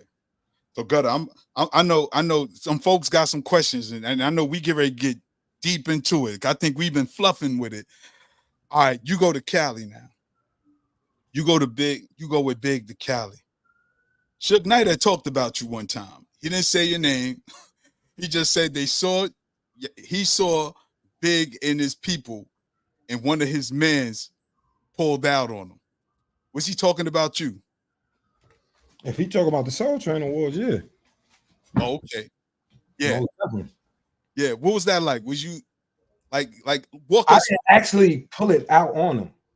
Right. I was trying to slide it out because I'm like, he's a big nigga, my nigga. Right. Like so really sure. Yeah, like let's get shit into perspective. Like, he's a big nigga. I ain't 5'10", my nigga. I don't care about all the working out and all that. I'm 5'10" at that time, maybe 190. You know what I'm saying? I'm cut up, I look fit, but I'm not fighting no big ass nigga like that. Right. That's first and foremost. You know what I'm saying? And I'm protecting my men. Right. You dig what I'm saying? So let's clear the air with that. He's a big nigga. And I wasn't like pulling the yo. What it was is because I did some dumb shit prior to that on stage when we was at the Soul Train Award. When Big got called for his award, I flashed like niggas is dissing us and all that. I flashed the burn on niggas. Right. I'm about to say I just raised my t-shirt. Like, I didn't pull it, but I raised my t-shirt and was like, you know, yeah. You know what I'm saying? So I did wild shit prior to that. You know what I'm saying? That was some of the dumbest shit ever. You know what I mean? Right. But in retrospect, yeah. But back then it was up. Yeah, back then it's up. All right. So because it wasn't just Death Row either, right? There was a little friction with the Wu at the time too. Yeah. But that was West Coast shit. We had some friction with Wu-Tang. And shout out to the Wu because that shit is dead, right? That shit is dead for the longest. But that was over the shit, the shark nigga shit. You know what I'm saying? On I think that's Purple Tape. Yeah, the purple tape. Yeah. Which is, mind you, we knocked that shit. We was at that time we was knocking that shit on the regular. So, no, Right. why people can't stand the Woo? The Woo got fire. Yeah. Yeah. I think Underworld is showing his Brooklyn loyalty. Nah, I fuck nigga. Yeah, we can't front on the. I might have beef with a nigga. If it's shit fire, I'm still knocking it. Yeah, yeah. Nigga, I used to have Big Tight. I used to play 2 of America's Most Wanted. Yeah. I used to play that in the crib, but the nigga, this was crazy. The nigga used to shoot back with the nigga. You the one look like Bishop. Know what I'm saying? So yeah, we should throw shots at each other on the regular, my nigga. So that's funny. So the Source Awards. So yeah, so what happened was Big had a show in North Carolina. We was leaving anyway. Right. You know what I'm saying? So because we had the limo with our luggage and all that shit in the limo. But we was leaving out, and Don Cornelius, rest in peace, ran Big down like for an interview. He's like, blah, blah, blah. So Big, Big, let him have it. He's like, man, bro, you ain't even never had me on your bum ass show. Like literally, that was his literal word. It's like, bro, you ain't even had me on your bum ass show, man. I got shit that I got to do. So boom, boom, boom. At this time, that's when Sugar and them pull up in the Hummer. Park out the side door, out the passenger seat. Nigga, y'all on the west side. We can get this shit over right here and now. I remember that shit vividly. So Cuz get out the Sugar get out the Hummer. Pac's still in the joint though. That nigga come out the joint. I'm like, man, Cuz big as motherfucker. So, but like it's me, Big, and Big Tall Secure. I forgot Cuz's name, but he got a funny voice. You know what I'm saying? Okay. So it's us four and Don Cornelius talking to Big. So I guess the FOI dudes had followed Don Cornelius. You know what I'm saying? Because it's like it's Soul Train Awards. It's his joint. Yeah, it's like 6 or 7 dudes with the bow ties. And you know the FOI when you see him. You know what I'm saying? So boom, as we talking, that's when Cuz get out the car. Boom, boom, boom, boom, boom. So he's like, I just want to talk. But he kind of like moving through the FOI dudes. It's like, I just want to talk. Like he's like as he's saying, I just want to talk. It's like I'm saying, it's like them niggas is like trying to like, but they not stopping him. Right. So I kindly gripped up. Yeah, I pulled the joint like on the side, like try to slide it out. Now I'm not knowing that like a couple of rows away within the parking, because we in the parking lot. Okay. Is a couple of cops. I'm not knowing that. And I didn't know Suge peeped me. You know what I'm saying? Right. So boom, he peeped. He like, oh, because he stopped. He said, oh, he got a strap. So as he say that, the big security nigga, this is the funniest shit out of that whole situation. Like I told you, he got a funny voice. So nigga, let's just go, daddy. You know what I'm saying? You know what I'm saying? That's he telling us that. He's like, come on, daddy, let's just go. So I'm like, who is this? Like, I'm tight at him. I am extra tight at him. Because first of all, you said daddy. That's one. But and some people hood, that's lingo. Right. You know what I'm saying? Not in the way, but his voice made it sound weird. Yeah. Because he got the crazy voice, like, come on, daddy. Like he really sound like the cartoon. Remember the cartoon giant? My mama done told me. and kiss him and name him George. Yeah. Yeah, like he got that type of voice. So I'm like, yo, I'm tight because he's saying like the daddy. Like it's funny in retrospect because we laughed after like we got on the flight. I'm like, yo, what's this nigga talking about? Come on, daddy. Like what the fuck was that, my nigga? So, like, in the minute he do that, so boom, a dude that worked security for Puff named Mike Strawberry came up. We peeled off. We got in the car and I passed the burner to him. Right. You know what I'm saying? And we slid to the airport and went to North Carolina and Big did a show. Oh, okay. So the Source Awards, I know, I already know how you give it up. But so how was the energy with other groups? Because everybody knew Death Row was the big Source thing. Awards, I was never home. I wasn't home for the Source Awards. I mean the Soul Train Awards. Soul Train Awards, like because I knew it wasn't just Death Row. A lot of people was hating the fact, and people don't understand the grind. Nah, I mean what Death Row.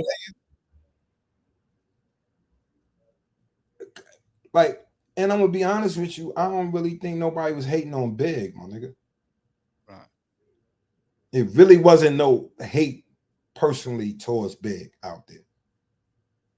Okay.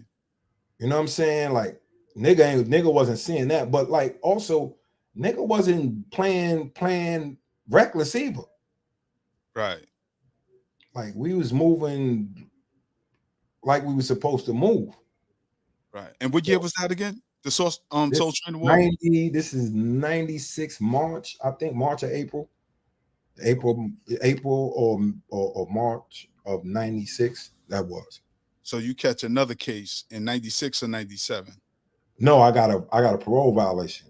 I got violated on parole in 97, February 5th. February 97.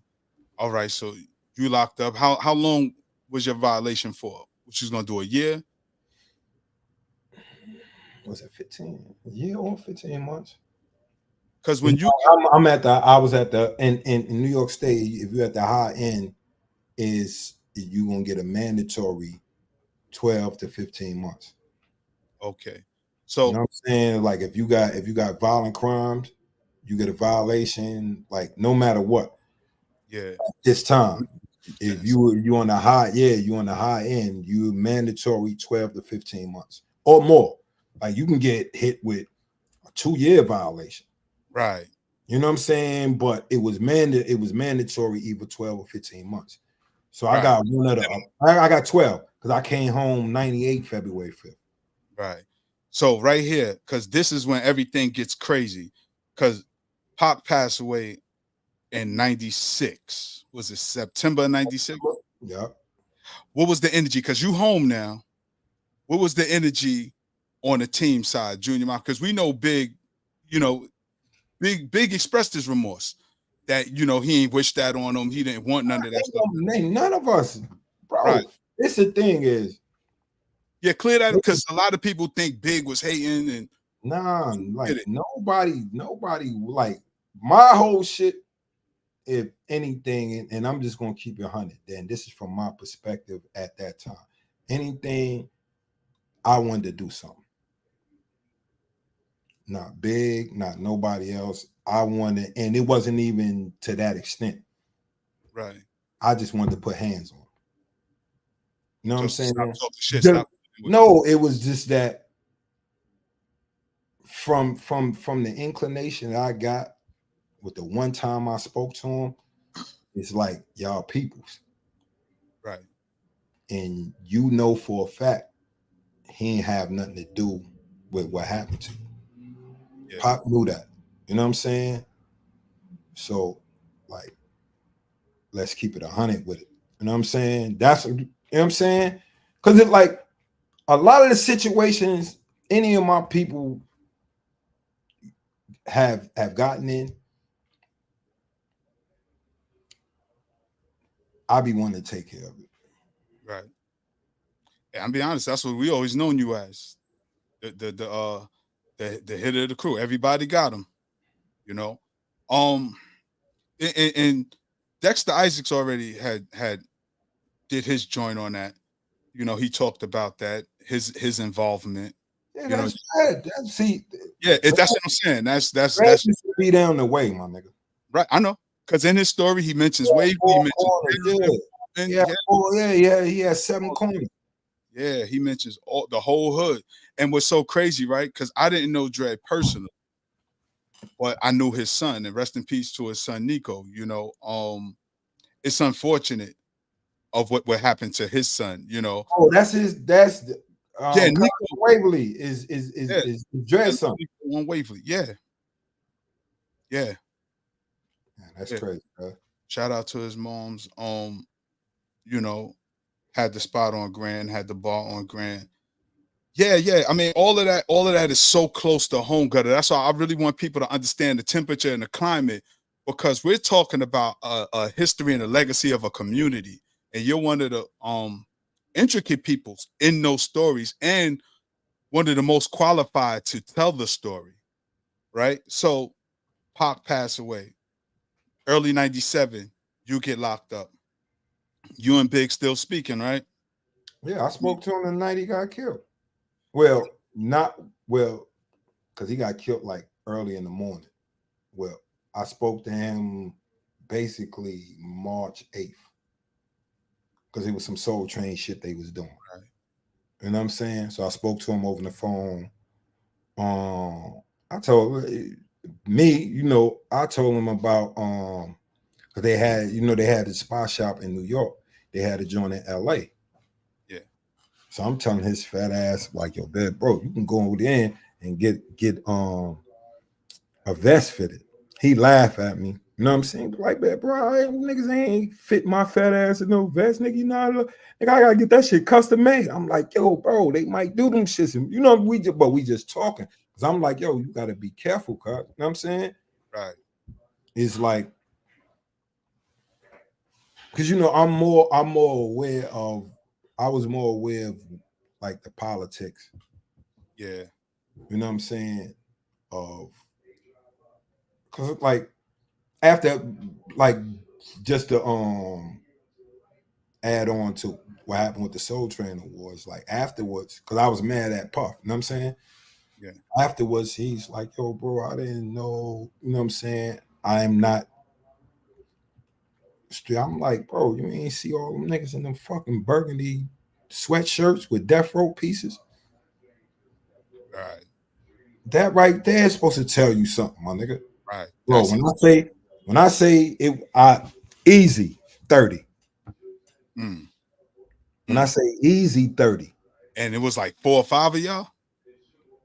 It was me, Scrunny, Money L, C's, Big,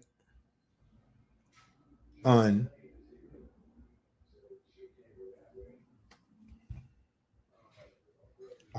I want to say Charlie, but I'm not sure. Right. Now, when you say Charlie, for the record, Charlie Baltimore, right? Yeah, but I'm not sure. You know what I'm saying? But I know for sure. It's for like sure, history.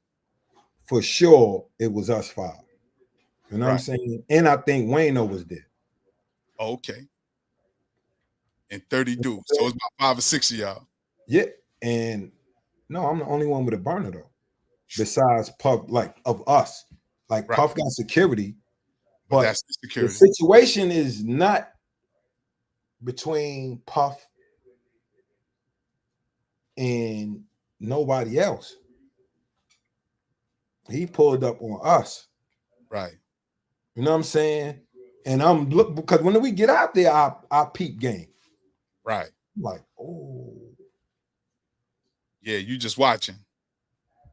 No, because I see it's like when we coming out the joint, I'm going to the joint, it's like Puff causing them, but them niggas is really surrounding Puffing them. But they not puffing them, not peeping, because our limo is like we didn't get so because our limo was with puffing them, but we didn't get there. They pulled up in the cars while we was in route. You know what I'm saying? Plus he's barking on Don Canese at the same time. You know what I'm saying? Because that's why we stopped. Right. You know what I'm saying? That was the initial reason why we stopped anyway. We didn't stop because Suge pulled up. Right. Stop because Big would tell Balagon, yeah, you ain't you bum that show.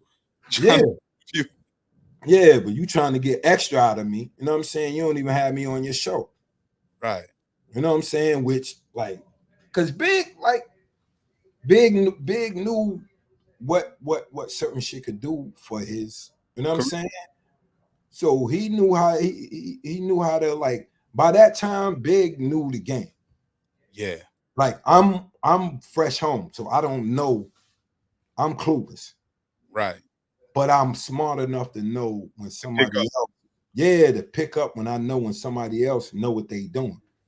Yeah. Yeah. You know what I'm saying? I picked up quick. You know what I'm saying? I don't know the industry ins and outs. You know what I'm saying? I don't, but I know it's all that shit is based off of relationships. Yeah. So March 8th was the last time you spoke to Big. Yeah. Right. What was March 9th like? Somebody woke me up about 6, 7 before we locked out. I forgot what time they opened the cells. Before we locked out, dude banged on my cell, told me he listened to the radio. Like, yo, boy got shot. So I'm like, yo, stop playing. He's like, nah, I'm dead ass. Yo, boom, boom, dude from Harlem, because he always cracking jokes. Like, you know what I'm saying? So boom, I listen to the joint and I hear Ice-T. Yeah. And you know, he got that emotional voice. You know what I'm saying? Boom, boom. So I'm like, oh shit. So, like, I don't know the seriousness of it until they lock us out. I get on the phone. I call Big. I call his mom's crib. His uncle pick up the phone and tell me she went to L.A. That confirmed it right there. I just hung up. Boom. Yeah. Shit. Rest in peace to Big. So you locked up. What jail was you in? And how much time did you have left before you come home? I was in 7 block. Nigga, I was fresh in. Oh, you just got there. Right, February 5th. He got killed March. Wow, a month later. So you got a whole year to lay with that. You can't do nothing. So you come home in 98. You get with Kim. You know what I mean? You never lose your position as who you are in the team. So now you out and about with Kim, but now it's without Big. What was that like for you? Nah, when I came home, I was more with Mase. Oh, okay. Like I was staying with Kim. I came home because, you know, I was staying with Big. So when I came home, she was like, yo, you can come stay over here. But I was actually staying with my girl at the time too, Keisha. Okay. So I would go back and forth. You know what I'm saying? Around with Mase though. Huh? Yeah, but I'm really moving. I'm really going everywhere with Mase because, like, Big, me and Mase got cool through Big. Right. From me not being in the studio and Mase talking about playing ball and Big bragging on me. Like, yo, my cousin will bust your ass. Mase like, what? I don't play ball, B. So Big like, what? Look, how Mase said it? What? Gotta don't play no ball, B. You know, Mase got that Harlem accent. Then you know his voice. So so Big like, what? So I come to the studio, Mase like, gotta. Big said you, and I'm like, what? Nigga, we can go to the park right now. You know what I'm saying? So that's how me and Mase click. We start talking ball every day, blah, blah, blah, blah, blah, blah, blah. We finally end up going to 39th to the park right on 39th for Lennox and ball. Niggas like, oh shit. Cam, I ball with Cam too. Shit, Now, I remember. you Listen, this is. Listen, 98. I'm with Mase.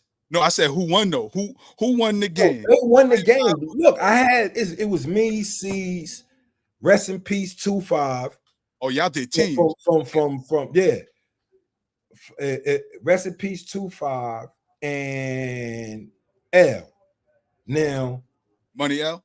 yeah, C's wasn't in basketball shape. Right. Scrunny and 2-5 is jail ball niggas. So people, you know what I'm saying? They getting hacked. And me, they had Kiss, Mase, Cam, and the only nigga that wasn't nice is Jim. So hold up, Kiss is nice and ball too? No, yeah, Kiss is nice too. Because we know Mase and Kim was savages on the court. Yeah, nah, Kiss ball too. So it's Mase, Kiss, Cam, and Jim Jones. And this is how me and Jim Jones got off to the rocky start. Okay. What, Jim was hacking you? From that game. He was hacking me. I was, listen, because anybody can ask Mase. I was busting they ass. We lost. They won, like, you know, you got to win by 2. That's how much they won by. They didn't smack us. Oh, okay. So this tells you how the work I was putting in. It's me and C's. It's Scrunny and 2-5, rest in peace, from Mount Vernon. Anybody from Mount Vernon, no 2-5, do not play ball. 2-5 is a gangster. C's is nice and ball, or is he okay? No, C's used to be nice. Oh, not he no was more. younger. Right. But C's wasn't in basketball. Like, he's running around with Big. Like, this is right. You know what I'm saying? Me, I'm still balling because, like I said, I'm just coming home from jail. Right. So that's all I did. Yeah, that's all I'm doing in the can to pass my time. Right. Work out, play ball, you know what I'm saying? And beat off. Nigga, what more can you do in jail? You know what I'm saying? And read. You know what I'm saying? Yeah. Yeah, I was fucking with Mase. That was the first thing I did with Mase was the second half to the No Way Out tour. Okay. That's you know what I'm saying? That's when I started fucking with Mase. You know what I'm saying?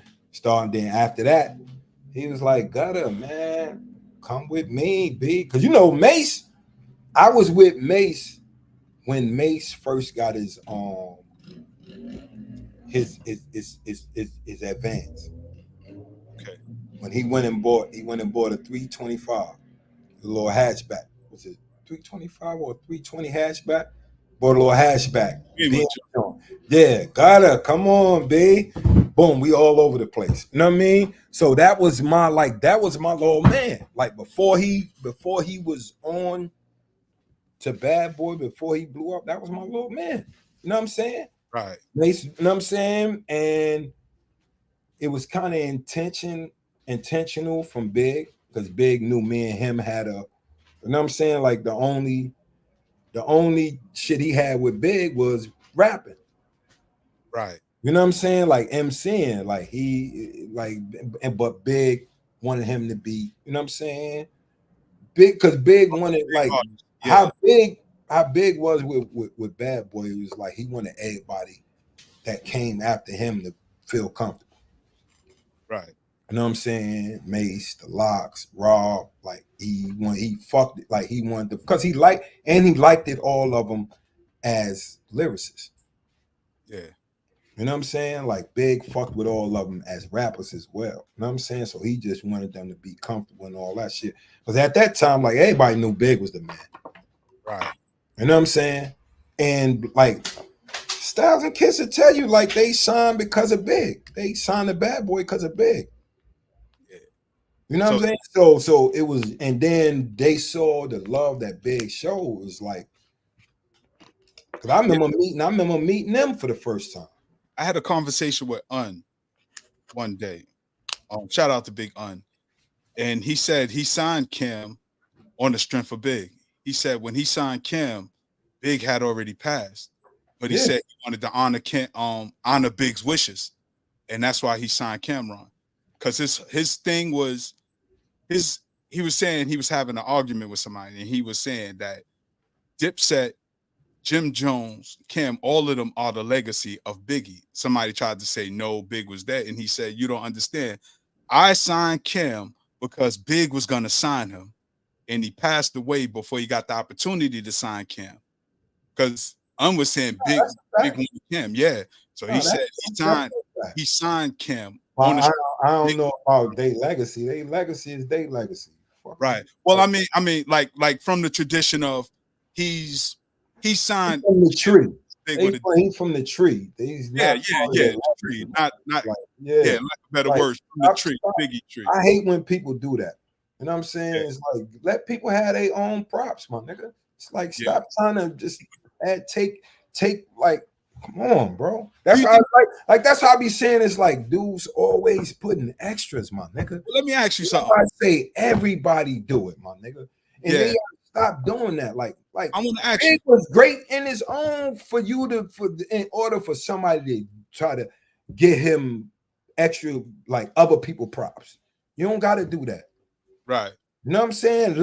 If anybody says that, let the individuals whose legacy that they build say that. Yeah. Nobody else can say that. Well, I want to ask you a question real quick, and then I want to talk about Kim because time is just flying. In this conversation, me and was talking, and I asked him, why isn't he mentioned as much for him to be somebody who was there, somebody to be very instrumental in the music industry? From your opinion, Gutta, why do you think he's left out of a lot of conversations or spoken about unfavorable? I don't know about. I like I'm saying that's my personal instrumental. I'm sorry. We got let's keep it tall. What literally was uninstrumental in? Well, like we said, he signed Cameron. He could have just not signed. Had he moved entertainment, Undies. Well, it was Undies, right? When it was him and Big. Him and Big was Undies. Entertainment. It was all him. All him. And that's what I'm saying, because I don't want to minimize what he's done as just being a part of it, being a part of the deals, brokering deals, helping people get money, putting people music out. Why do you think he's left out the conversation? A lot of that shit was self-inflicted. I'm gonna leave that there. I'm gonna leave that right there. I mean, like let's be honest. You had this situation. Like he used to always go at it with Puff, just spitefully too. I used to be there, bro. He used to do shit to Puff, which, and honestly, like I'm about to say, is it warranted? Honestly, some of this shit was warranted. You know what I'm saying? But you got to look at it. It's a time and place for everything. Okay. You know what I'm saying? Puff didn't want around Big. He couldn't stop that. Right, because like that's big business partner. He couldn't stop that. He was sick. Yeah. No, he didn't want because he wanted to be in that position. That's 100% on that level. But like I said, bro,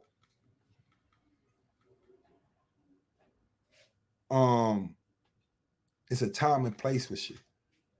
So it's just be strategic. You can't niggas can't be smart dummies, my nigga.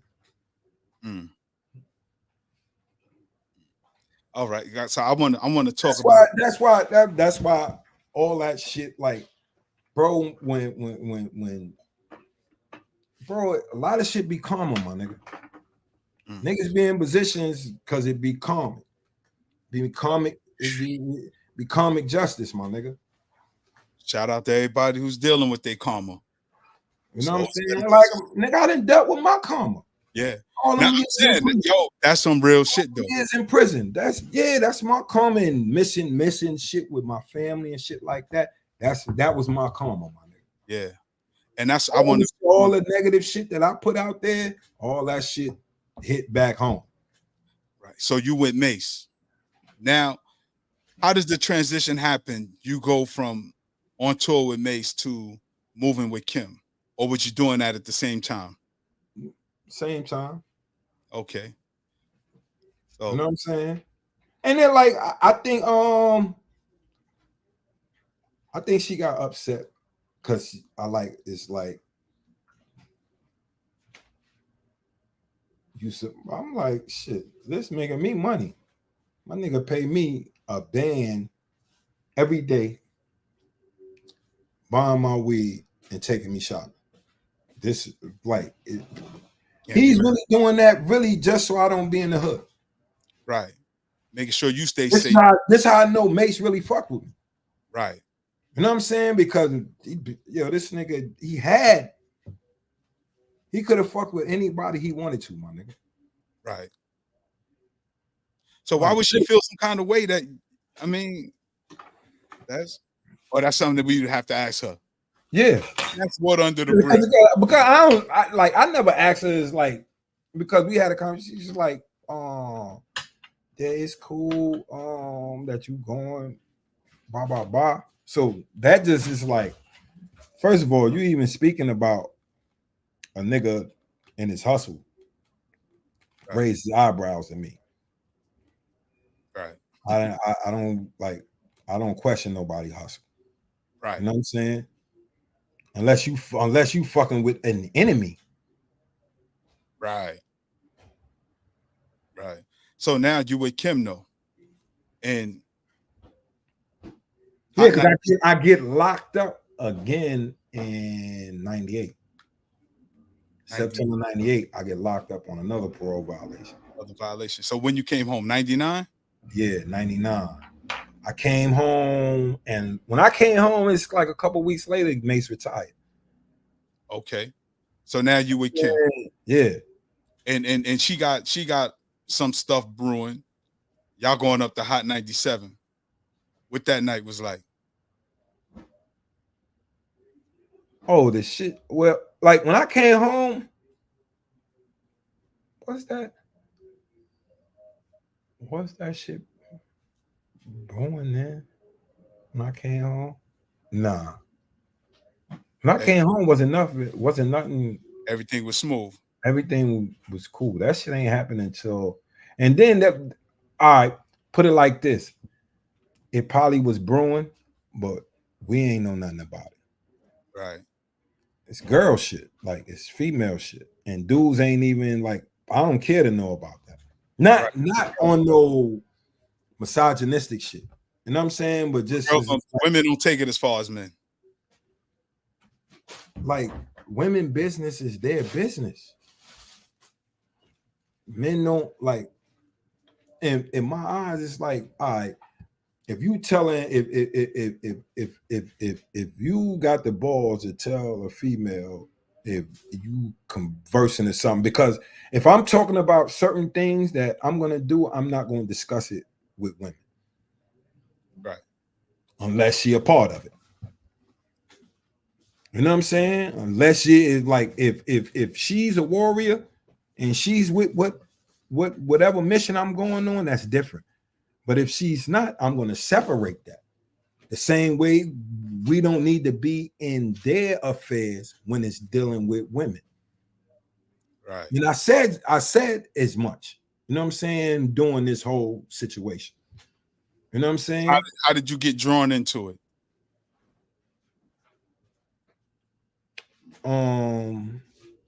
The Bang Bang song. Okay. Is the Bang Bang song by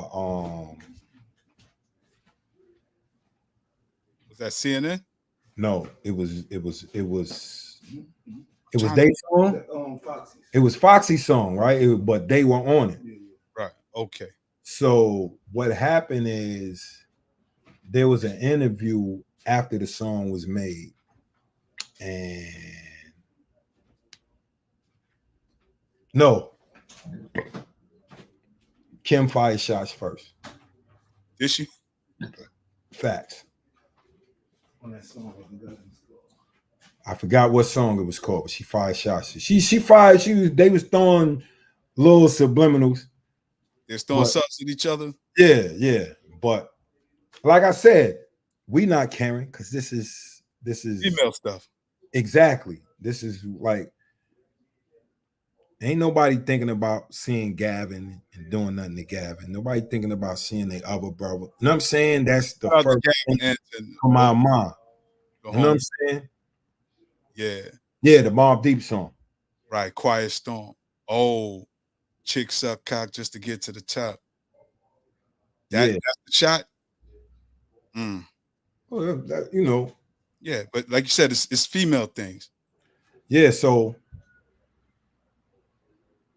Kim got her interview at the radio. no, she didn't do that. Like they did an interview. It was Nori did an interview. Mm. And somebody, because it's like, you know how the media stirs something up. They asked him about the situation, and he basically said, like, nah, we holding that down. They got street niggas, we got street niggas too. So from that, niggas was like, bro, that don't got nothing to do with us. Like, keep that shit between them two. Like, you talking about you got street niggas and they got street niggas. Like, we really ain't, you know what I mean? On that type of time with it. Yeah. Yeah. Right. Like, we not, because, bro, nigga, literally a nigga could have been on a line. We're literally from the same area. Right. Niggas see Gavin and them all the time. It's like niggas not on that timing. So how are you an outsider to the whole situation? You know what I'm saying? And that was our whole joint. But you know, dudes don't know how to communicate. So prior to that, we saw Capone at, I forgot the name of the club, but it was a album release party for Kim. The dude stepped to him. You know what I'm saying? Somebody stepped to Capone? Yeah. No, because dudes seen him when we were going in. He was coming out. Him and like a couple other dudes. Dudes is on their line. You know what I'm saying? Rest in peace, Ill Bill. Like, cause we probably was like 8 deep, but it's like when we going in, it's like in a little tunnel, so it's packed. Right. So I'm at the back because I'm usually at the back anyway. You know what I'm saying? I don't like attention. Like, I could see more from the back. Yeah. You know what I'm saying? So L Bill, Al G, and Rock got him surrounded. You know what I'm saying? Then is the little niggas is like in the spaces between them. Yeah. You know what I'm saying? So by the time he get to me, he done got roughed up a little bit. You know what I'm saying? Because he trying to speak and niggas like, fuck that. Nigga, nigga, you dissing, da. And really, physical. I don't think he was in the interview when Nori said what he said. I think it was only an interview with Nori alone. Because, you know, at that time, Nori had his own solo joint going out. Right. You understand what I'm saying? So that's why I think we're the you know what I'm saying? Yeah, miscommunication, yeah. Yeah. So dudes felt the way. So dudes put hands on Capone. They're like this, like some shoving and you know what I'm saying? Okay, yeah. Like, you know what I'm saying? Mushing, shoving, shit like that. To the like, fuck out of here, nigga. You know what I'm saying? Like on some rougher nigga up, like not put hand like right, not pounding nobody out. Just how yeah, like on some real four bill and walking through the hallway shit. Niggas get to bumping niggas and shit like high school. Yeah, like high school. High school hallway, you fuck out of here. Nothing crazy. Like, yeah. Okay. Nothing crazy. So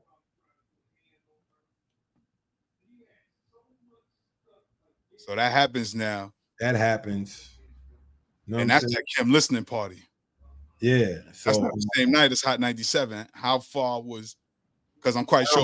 I don't know the timeline, but it wasn't that far. Right. Because I know Might Cole have was kind of way. been a month or two. You know what I'm saying? Okay. No, matter of fact, it was a little while because that shit happened 2001 and Kim shit dropped in 2000. So it was some months. Right. Some months went by. That album dropped, I don't know when in 2000, but it dropped in 2000. Notorious Kim shit dropped in 2000. I don't know exactly when. You know what I'm saying? So it was it was some months. At least a couple of months. You know what I'm saying? Because I know our album dropped in 2000 and this happened in March. You know what I'm saying? So I know at least a few months. All right. So now y'all at Hot 97. So now Kim got an interview. What was going on? Kim got an interview. But no, the night before, Clue comes to the crib. Clue come to Kim crib. Boom. I'm in Jersey, but I'm getting ready to go back to Brooklyn. You know, at the time is like I'm kind of like really all in the streets. Nigga, we you know the hood is cracking. You know what I'm saying? We got the hood on tilt. Yeah. You know what I'm saying? So I'm like really not even staying out there no more. Spending more time in Brooklyn? Yeah, way more time. Like I'm in the hood every day. You know what I'm saying? I might be in Jersey a day, 2 days out the week. You know what I'm saying? Got the little spot on Pacific and all that. So, you know, like I said, the hood is on tip. So,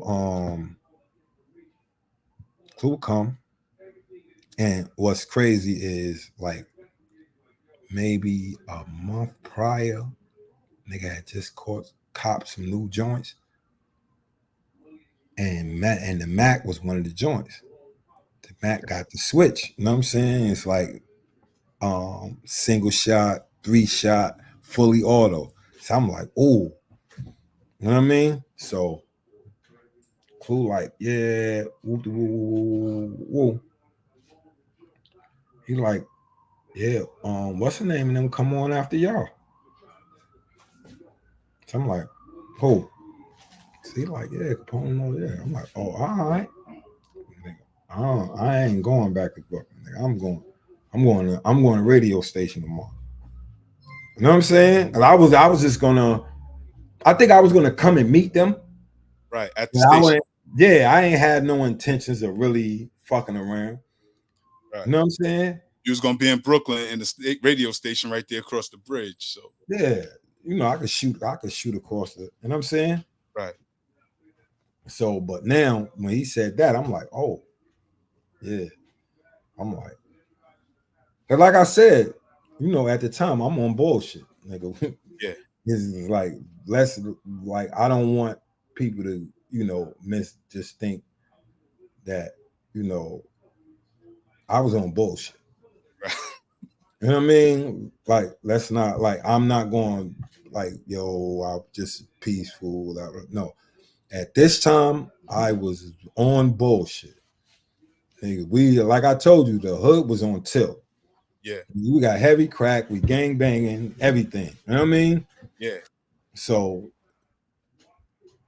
you know what I mean? So he tell me that. I'm like, oh, world? I'm like, yeah. So I'm like, I'm telling Rock, I'm like, yeah, I'm spending the night over here. I'm gonna go with y'all. I'm bringing the Mac. Boom, boom, boom. Nigga, I picked out an outfit and everything. I went on grip. Like, I ain't gonna lie, like I said, I'm being honest. I was on all I can think about is Marlon Wayans and Don't Be a Menace. You know what I'm saying? Jones with this Mac. You know what I'm saying? It's like I literally like I was on bullshit. I picked out an outfit, you know what I mean? And hey, nigga, I was on it. You know what I mean? So spend the night. So we shoot over there, blah, blah, blah. So everybody go upstairs. I don't go upstairs. Okay. I never go upstairs. I'm just sitting there. At this time, I smoke cigarettes. So I'm I got a bone, and I got an L. But you know, at this time, you really had to have a cigarette because police would run down on you with the Right. L. L. You know what I'm saying? The cigarette, yeah. Exactly. So I got the cigarette, and I'm taking my little couple drugs off the L, clip it. You know what I mean? Shit like that. So they do the interview and come down. As they coming down, Now who's they? Kim and them, Okay. him, Rock, seasoning, the mafia.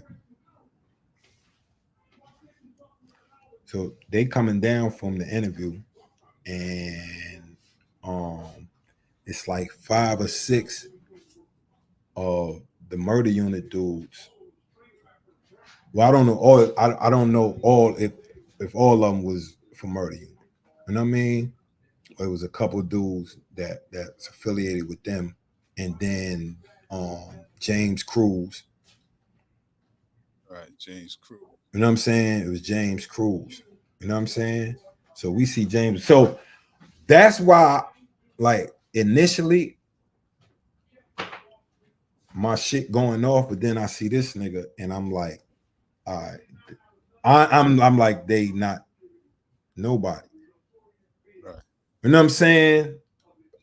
As a threat. You know what I'm saying? Right. That's like that was the like because at first, who is these dudes? You know what I'm saying? Because I'm already knowing what's going on. But when I see him, because I used to see him coming the bad boy and all that shit. Who was he managing then? I think he was managing Nori or one of them. But at the time, like before that, I had seen him at Bad Boy Math, like when Big was alive. I think he was working with Reebok at the time. You know what I'm saying? No, he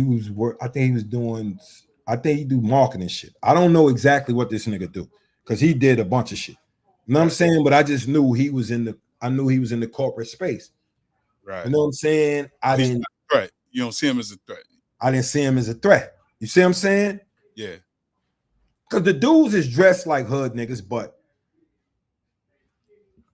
what's crazy is like in New York, especially at that time, you'll have the squarest dude dressed like he's like he a head buster. Right. You know what I'm saying? He'll look the part until you really get up on him. And then you see, oh nah, this nigga's a weirdo. You know what I'm saying? Or he's a civilian. Like you will have dudes dressed like they with the business. Life, right. Yeah. Because like a lot of people don't realize like a lot of hip hop dress comes from streets. Yeah. Street culture, the real street culture. It comes from the illegal street culture. Right. You know what I'm saying? Where dudes is getting it how they get it, and then they getting fly, and dudes is looking at them and want to dress like them. Right, because they dressing the part. Exactly. Yeah. So, you know, I see him, I'm like, all right, he ain't, you know what I'm saying? So I kind of like, but as they coming down, as they get downstairs, Cuz pull up, Capone pull up.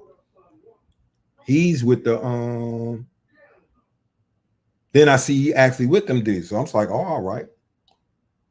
But now I know who's who because I'm already, you know, I've been standing there. Right. I've been standing there for the whole interview. I'm outside for the whole interview. I'm back and forth from the limo to the interview. Like I sit in the limo when I feel like I want to take a smoke. I come outside because it was raining that day. So I see with them, boom. So we come up. So as dude Sam is Rock and OG. I don't want to, you know, put his name out there. Right, put him out there, yeah. Yeah, G homie. He like, yo, let me holler. Rock like, yo, got it. You don't say nothing. Cause niggas know, like, I'm gonna get straight to the point. Huh? The big homie went to holler at him, or Rock went to holler at him? is like as far as speaking, because dude is coming our way. So Right. you know, Kim right there. So we waiting on him. If you don't have no choice, but because we by the door, you got to come in to do your interview. Right. So we not going to the car. We gonna stay right here. When you come up, boom. Check the temperature. See So where we at with it. Yeah. So what happens is the G homie is like, yo, you know, this situation is between women. You know what I'm saying? We need to leave it at that because, you know, we all men, blah, blah, blah, blah, blah. Let it stay between the women. Homie came out, was like, man, blah, blah, blah, motherfuckers, this, that, and the third. And that's when I immediately came out the cut. It's like, I just couldn't contain yourself. Yeah, I couldn't contain myself. You know what I'm saying? Because it's like, not just the fact that the energy you responded with, but who you responded to and the way you respond. Like you responded to G homie, and I know the G homie is like with the business. Right. You know what I'm saying? So it's like who are you to be talking to a dude I know is with the business like that? You're not codified. I don't know. You know what I'm saying? To me, right. I don't know what you've been through, but you ain't been through nothing to be talking to him like that. That's, you know what I'm saying? And then, you know, it's like I always feel a way of somebody, the way, the tone of voice people talk right to people. Especially people with stature. And if you're not warranted to talk like that, I feel I gotta say something. Right. You know what I'm saying? If you want it. So he raised his voice. Yeah. And then Gutta does what? Yeah, I said what I said. And like, cause he was like, man, if shit would have happened, it would have been over. So I'm like, cause you know, I got the Mac on the strap. So I told you I got the fit. So I had a blue Carhartt duck material pants and the vest. And I had a blue flannel. So I got the Mac on the strap on this side. So all I gotta do is like go in air and swing it up. And I'm like this. So he was like, that shit would have happened. I'm like, but nigga, it can happen now. But he seen the nozzle. His man seen the nozzle, and I think his man shot through the coat. Shot through his coat because his man had his burner in his coat. You know what I'm saying? Right. Shot to, and that's when everything erupted. From there, yeah. That's when it went from there. Yeah. Damn, that's crazy. I'm glad everybody was able to move past that, you know, because I think it's all public information. If y'all want more details, you know, you could do your research. I think Gutta talked about this before. And of course, it's been written about tons of times, you know. So moving forward now, because of course, how long does it take before they identify you and you get locked up? No, I got caught for another case. Like I said, I was on bullshit. Like I got caught for another shooting in Brooklyn at Farm in the Deli. You know what I mean? On Myrtle and Adelphi. Adelphi, yeah. You know what I'm saying? Right? Shit. I think that's the Ben mural. Yeah. Right on the side. I think Ben is on. Is that on it? No, Farm in the Deli's on Adelphi. I think Ben is on Vanderbilt. No, not even Vanderbilt. It might be Carlton. I forget, but I know the Ben mural is not on the Farm in the Deli because they always disrespecting that mural. All right. Yeah, but I know exactly what you're talking about. Yeah, but yeah, I caught, and then while I was in for that, that's when they put it all together and they identified you. Yeah. Then how much time you did with those 2 cases? Did they run your time concurrent or consecutive? I don't know. They ran it consecutive. I did 5 in the state and did 11. I did off the 12. I did 11 because I lost good time for I caught with a phone, a knife a couple times. You know what I'm saying? So Just going through the rigor and roll of what it is.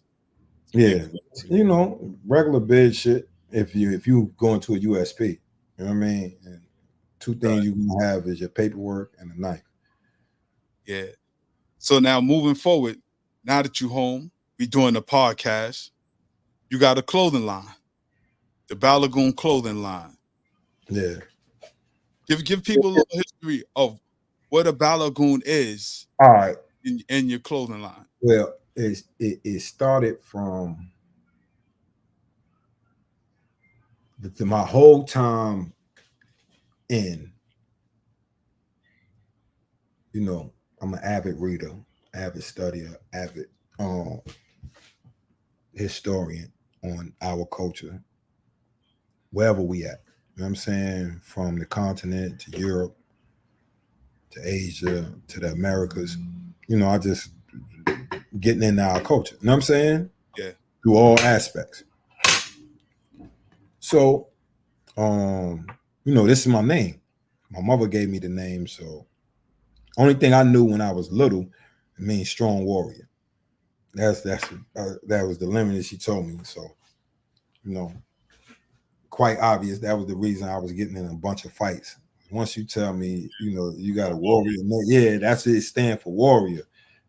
To me, to an immature mind, that means, nigga, whoever want to fight, that's what we doing. Yeah. So, but yeah, just studying history and all that shit. So one of the things me and a homeboy of mine, who unfortunately he caught another fat bed, my guy SG, because we used to, he Puerto Rican, we used to be talking about culture and all that shit. You know what I'm saying? So we would be talking about ideas for shit we have for business ideas when we get to home. So most of what we talk about is fashion, sports, you know what I'm saying? Cars, the culture, hip hop culture. You know what I'm saying? But along with the street culture. You know what I'm saying? Which coincides to a degree. You know what I'm saying? Not meaning hip hop is criminal. Right. But it's just the fact that a lot of the people that come into that culture come from the streets. So you do have an element of street people that, commit crimes. You know what I'm saying? So just learning cultural shit like that. We were just chopping it up. And I'm getting inked up too. So I'm like, man, I get the tattoo of the shield, my name with the sword and the spear, just on some man, I just want some shit just for me. Right. You know what I'm saying? Just for a design, just for me. I'm getting other, I'm getting hood shit. I'm getting the cultural shit. I got, the pyramids, the Sphinx tattoo and all that. But this is I want some shit that's, representing me personally. Right. I get the tattoo, niggas so we start talking about, I'm like, man, he was like, man, you should do a clothing line, blah, blah, blah, blah, blah. I'm like, all right, man, because that's all that was one of the things on the regular conversation we had where we're not talking about anything in really substance. You know what I'm saying? When we just kicking that's my shit. That in sports. My nigga ain't into sports like that. Right. He into the culture. He into the culture, dressing, you know what I'm saying? Getting fly, the whips, and the jewelry. You know what I'm saying? So I would be talking about outfits and shit like that. He was like, yo, that's hard. I was like, man, I want to get this. I want to do this. I was like, because I was talking about, man, I remember how much money I used to be spending when I was in the streets.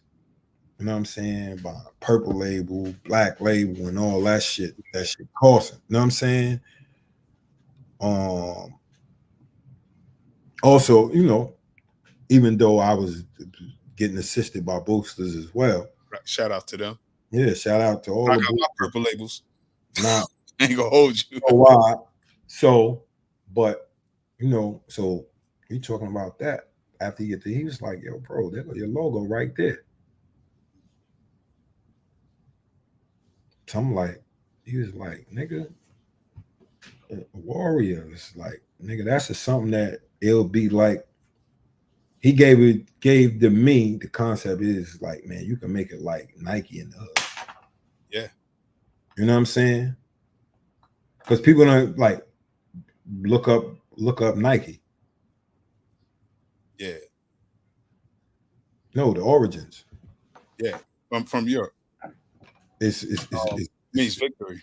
I forget what language. It's the goddess of victory. The god of victory? Goddess of victory. Goddess of victory. Yeah. You know what I'm saying? So you got these meanings. Yeah, you got these meanings, you know what I'm saying? So like from our perspective, and then if you look at it from an athletic perspective as well, you know what I'm saying? By that workout, you know what I'm saying? Like warrior mode, we going on. You know what I'm saying? If you play football, you play basketball, like and you want to be the top warrior. So that was the concept. You know what I mean? So and also just you know just adding just part of our culture in the fashion, right? Where that adds on information that somebody might not know, but they looking at the aesthetic of the clothes and want to go look deeper into the culture. Exactly. Yeah, sparks the thought in their mind like, oh, sweat, I didn't know this. Exactly. Damn, yo, we was doing this, and yo, we had niggas out here doing this, even though we were impacted by the transatlantic slavery. Yeah.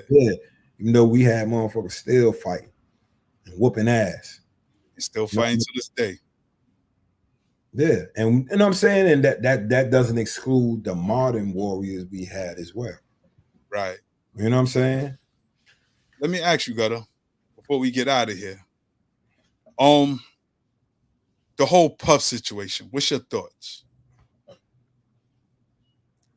Like, cause I know you know him personally. I mean, good, bad, and different. Cause I got my own perspective and position too, but I like to hear what's your thoughts about all of it. You think he pissed the wrong person off, like set up, like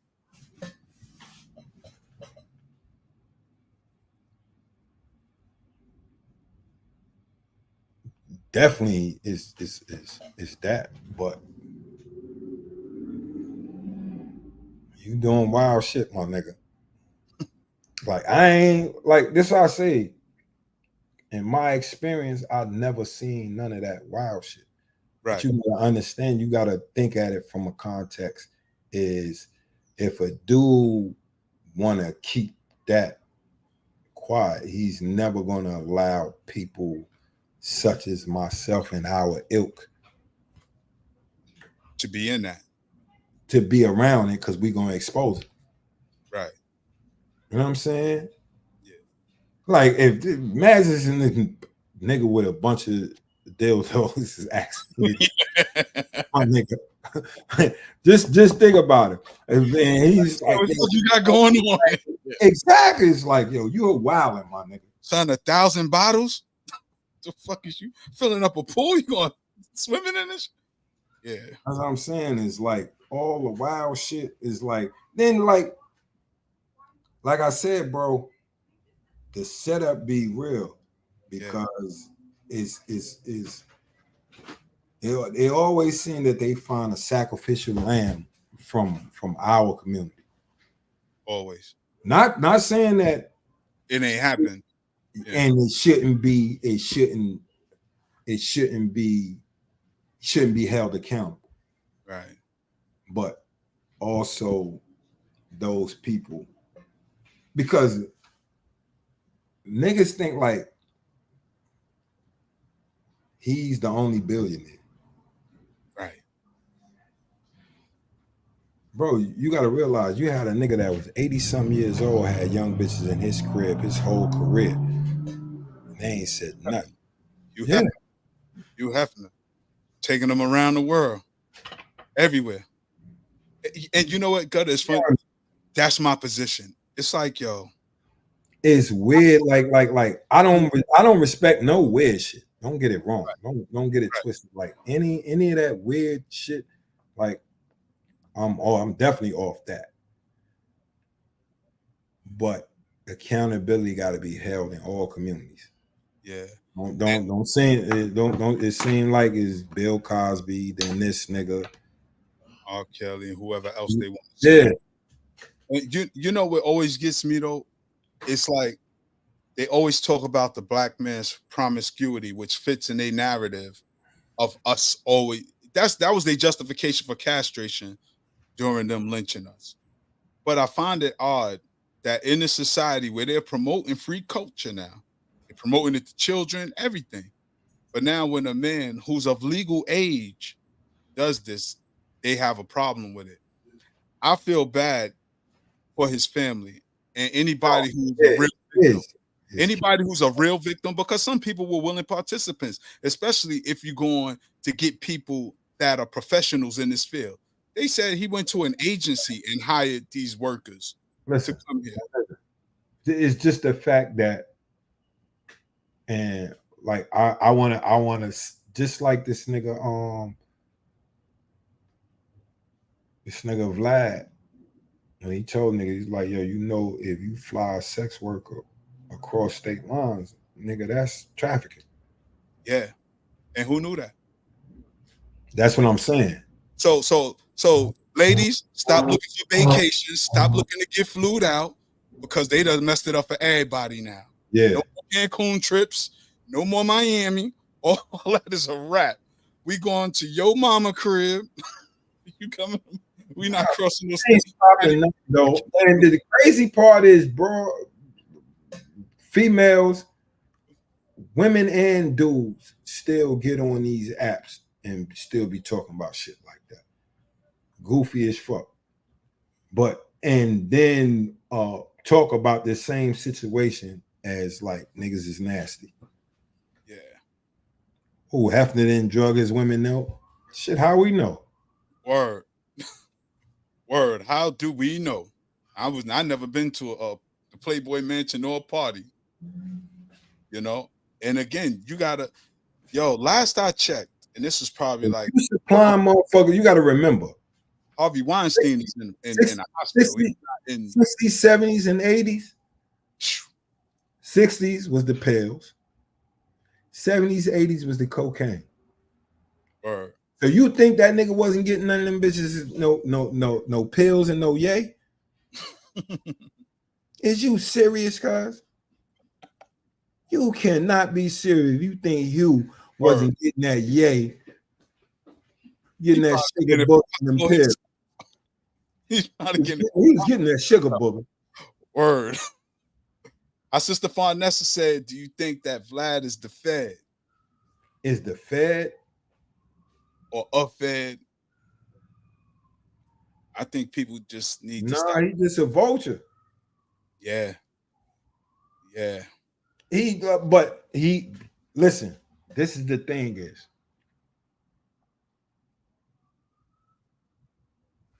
rich black men should never flaunt wealth in front of America. Hard to do, bro.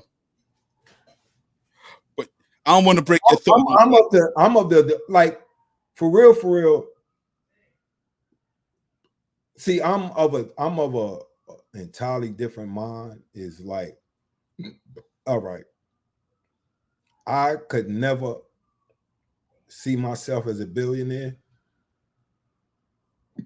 because if I had 400, automatically 200 going into the community.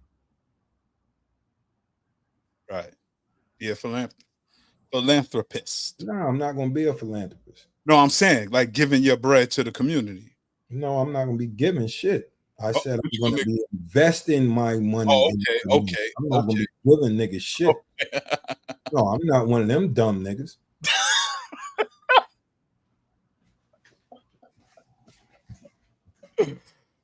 Y'all got to earn that bread. So yeah, so because I don't want to lose the thought on Vlad. Sister K Fighter said Vlad is a Maasai operative. Facts. My sister K Fighter be doing extensive research. I know she gonna give me the 411 with that. That nigga Russian. I mean, I could believe it. whatever. But like you said, he's a vulture, and he's because a lot of times he gets artists on his platform, and rather than talk about their music, he always want to go into the criminal street element of things. Yeah, but that's them more answering. Right. Right. Listen, bro. I like how do vultures feed? It got to be a carcass out there. Right. Yeah. So niggas make theyself the carcass. That's a fact. I mean, see, this is the thing. You can do a interview and not feed in. Right. Like you did. I think you gave an excellent interview. Just didn't feed. So I know he like this dude. I'm not feeding in. First of all, you ain't paid me enough anyway. You know what I'm saying? Second of all, that's a lot of shit is not for other people. Is like, I don't care. Certain shit we not talking about, my nigga, period. Right. Because like I don't think people realize it's like all these people, especially the people that is resting in peace, they got family members, nigga. Right.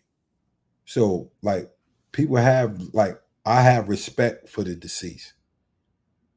You know what I'm saying? And I don't want to just keep bringing up stories about, right. Because like people don't want to get reminded all the time of like they loved ones passed. Pain, rehashing that pain. Yeah. And other people trying to profit off it. Yeah. I'm not going to never try to profit off of nobody pain. And that's why I feel bad. Like with the Puff situation, I'm thinking about his children. You know what I mean? Like he got daughters, he got little girls that are going through this too. So while people are laughing at his misfortune, and we always holler protect Black women, what about little Black girls that got their hero? Because regardless of what we think about Puff, they know better than us. That's their daddy. Nobody wants to. Yeah, that's their daddy, but daddy got an answer for shit too, my nigga. Like, and I'm not saying he's like whatever they saying he did. Right. I'm not saying, but if he did, he got an answer, my nigga. Right. Definitely. And we know the ops like to exaggerate. And and even if he did do all this, not giving them a pass, the children have to live with that. And this is how we get broken people in the community, because people get traumatized and then disillusioned, and they lose their trust in everything. And then they go from children of trauma to adults with trauma, and then they start passing it on to other people. From bad parenting. Definitely. So you can't blame the public if the public is saying that this nigga's a POS. Right. You know what I'm saying? And they like, yeah, this nigga's a POS. Well, and then, you know what I'm saying? Now, as far as just like, but we got to understand this is the new internet, bro. Well, not the new internet. This is the internet. Yeah. Speculative. Speculation is the call of the day, my nigga. Yeah. And that's the point right there. People are speculating. But that's what gets them paid. Yeah. Everybody is speculating on. Nobody tells nothing. Like And then, like I said, these dudes either speculating or they add a 10 on the 2. Yeah. You know what I'm saying? It's like, and I've just heard just on just shit that I know dealing with individuals. It's like, really? Like, you did all that, you did. Or Big told you all of this. Right. And you know him from where? Yeah, because like, we talking about dudes that like I think people lose sight of, and that's why I say I don't be wanting to rehash it, because it was at times we were on bullshit. Right. When we were younger, we sold drugs, we robbed people, bro. You know what I'm saying? So that's not something to keep reminding his mother that, you know, he partook in that type of shit. Right, because who our mothers know us to be. Yeah, it's two different people. Like my mom's is resting in peace before anybody could tell her how bad I was. Right. So my mother is resting in peace. His mother got to live through, after he passed away, shit that he did. Come on, my nigga. Right. Right. And so that is crazy. Yeah. Yeah, so that's why, like, you know what I mean? And you know what? Next week, I think we can, because there's a lot more I want to say, and I know we press for time now. We went over time, but I do want to unpack some of the rumors and speculations. Like you saying, people get on the internet and then they say things that you know for a fact is not true. And like you said, a lot of speculation that people are delivering as facts. Yeah, this what keeps the folks confused, because an uncontested lie gets passed off as the truth, and it'll get repeated. Yeah, as if it's the truth. And since it's not challenged, everybody gonna accept it, you know. But Gutta, anything you want to lead the people with before we bounce up out of here? No, I just appreciate everybody listening to my little upbringing. Nice story. Yeah, and just getting started. My little preview of my, existence. Again, y'all could. Where can they find your clothing at? Shit. Right now, my damn shit is rough. But they can hit you on your IG, right? My site is down right now. So what somebody would have to do, and what I'm gonna start doing, is posting on my page all the product. You would just have to hit me, my DM. That's so like his IG handle. Life get the life in sometimes. Nah, that's C-Gutta Where You At. That's the correct site. C-Gutta _ Where You At. Just DM me there on IG. Yeah. And you can follow us every week, every Sunday. We hear the OG Wisdom Podcast. Yeah. And we gotta get some merch for the podcast as well. Yes, sir. All right, Gutta. So, family, we want to thank everybody for tuning in, rocking out with us. Definitely the usual suspects: Underworld Crime Journals, our sister K Fighter, our brother Ray of the William Mackey Study Group. I had the pleasure of being a featured presenter this Wednesday, so you could check them out on YouTube. That's the William Mackey Study Group. Check that out on YouTube. Definitely our sister Farnessa, always in the house holding us down. Shout out to Fire Vibes. Shout out to sister Anusa and everybody else. Nettie. Who else? I don't want to forget nobody. Appreciate all the love. And shout out to everybody that Gutta mentioned, you know what I'm saying? People that he had a disagreement in the past. I'm glad they got to rectify it. Shout out to it's like actually like Hamza. Probably the only people that I haven't had to get a chance to talk to is any of the outlaws. But C's and them talk to them, and it's all love. So they talked to them before I came home. So because you and Capone are good now, right? Yeah, I seen Capone came down my way, came down the way. That's what's up. Yeah, he came to who brought him down there? Tech. Okay, Tech brought him to the hood. Yeah, Tech from Smith and Wesson brought him to the hood. I did a joint. Jim. You and Jim cool. You and Jim good. Yeah, that's what I'm saying, man. And that's how we grow. That's where the wisdom come in. Because And like me and Cam never had it because it was really the situation with me and Jim. You know what I'm saying? Me and Cam never had a issue personally. You know what I'm saying? But it was just the tie-in with Jim. So anytime I ever seen Cam, it was cordial. You know what I'm saying? And you know, Mase, that's my little nigga. You know what I'm saying?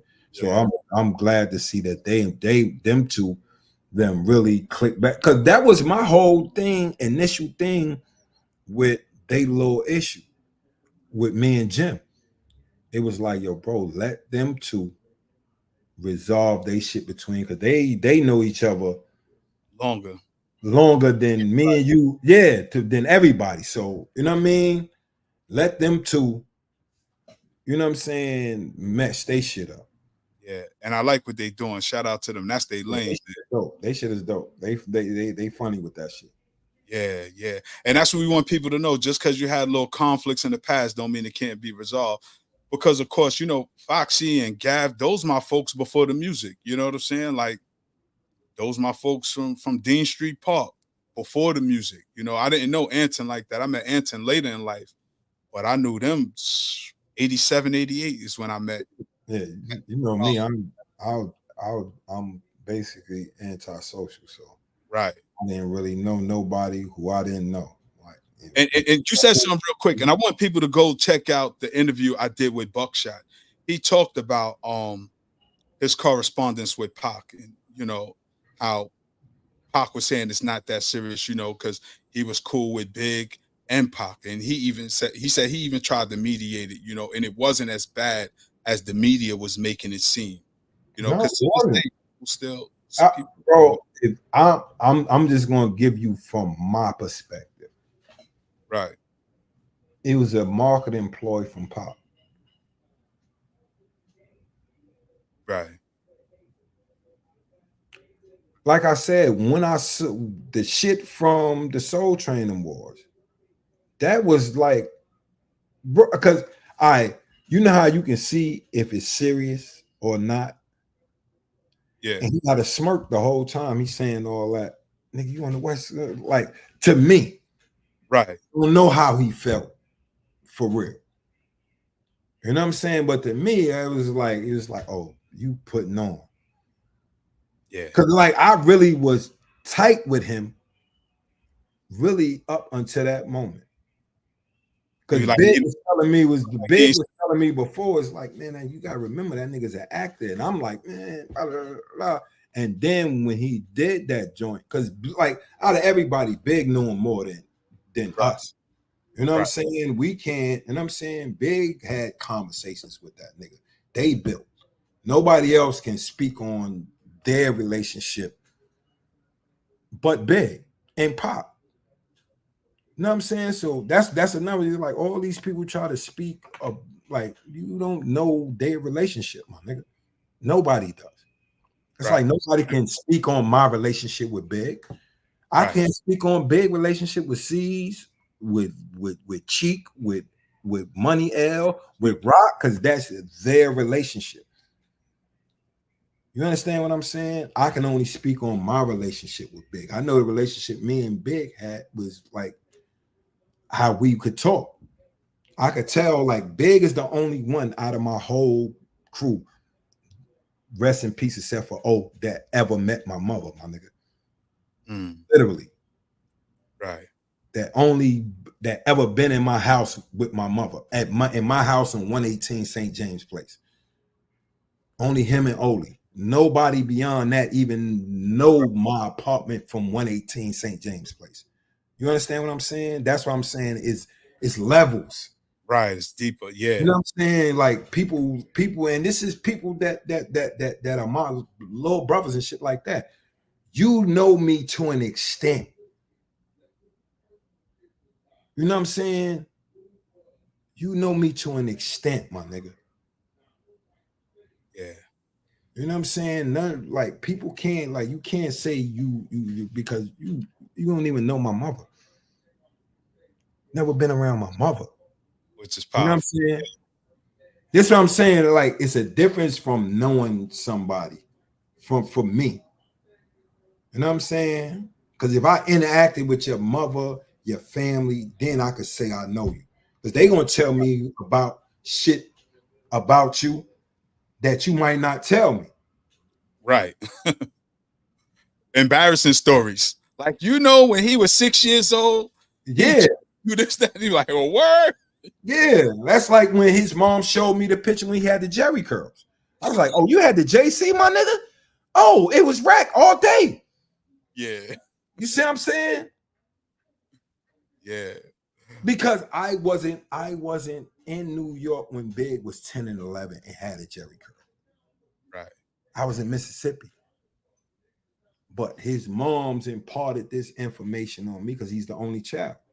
Like, his mom's, like, once she knew that I meant something to him, she embraced me. The same thing like anybody I brought into my crib to meet my mom. Because my moms knew I was particular like that. Anybody not coming in my crib. Yeah. You know what I'm saying? So this is why I say where a person can think they know you, but they don't really know you. So a lot of the people with these stories are big of him telling them his personal plans and showing them paperwork. Think a lot of that's cap. Absolutely. Okay. All right. Who is he telling this to? Is it somebody he knows his whole life? No. Because he didn't even tell everybody all his plans, my nigga. Right. He didn't tell everybody in the clique all his plans. It's certain shit he might have told C's, he ain't tell me.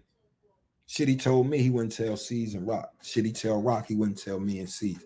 Shit he tell Scrunny, he wouldn't tell none of us. Because he had different relations. Like, everybody, like, you and Noon got a different relationship than you and Doggy. Yeah, definitely. You know what I'm saying? So when these dudes start talking like they had the same relationship as everybody else, is like, bro, stop making shit up, my nigga. Right. And that's to everybody, my nigga. It's not nobody I seen interviewed that ain't add no extras, my nigga. And I know that's why that's why I asked you, and no disrespect to because did do shit. But I'm like, yeah. I can't give you more props than you deserve. Right. Right. Shout out to Unjust. You know what I mean? Especially my nigga Just. Like, that's my nigga. I fuck with Just. Yeah, I get on my nerves sometimes. He be doing some bullshit sometimes, but I fuck with him. That's, you know what I'm saying? That's Uncle Paul. You know what I mean? Like, because everybody know. Like I said, it been times I've been on bullshit, my nigga. And niggas know I hold my views and I stand on what I say.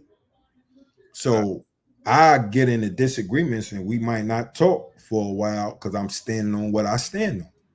I don't care, like, because I'm standing on what's real, my nigga. Yeah. You know what I'm saying? I'm standing on what's fair for everybody.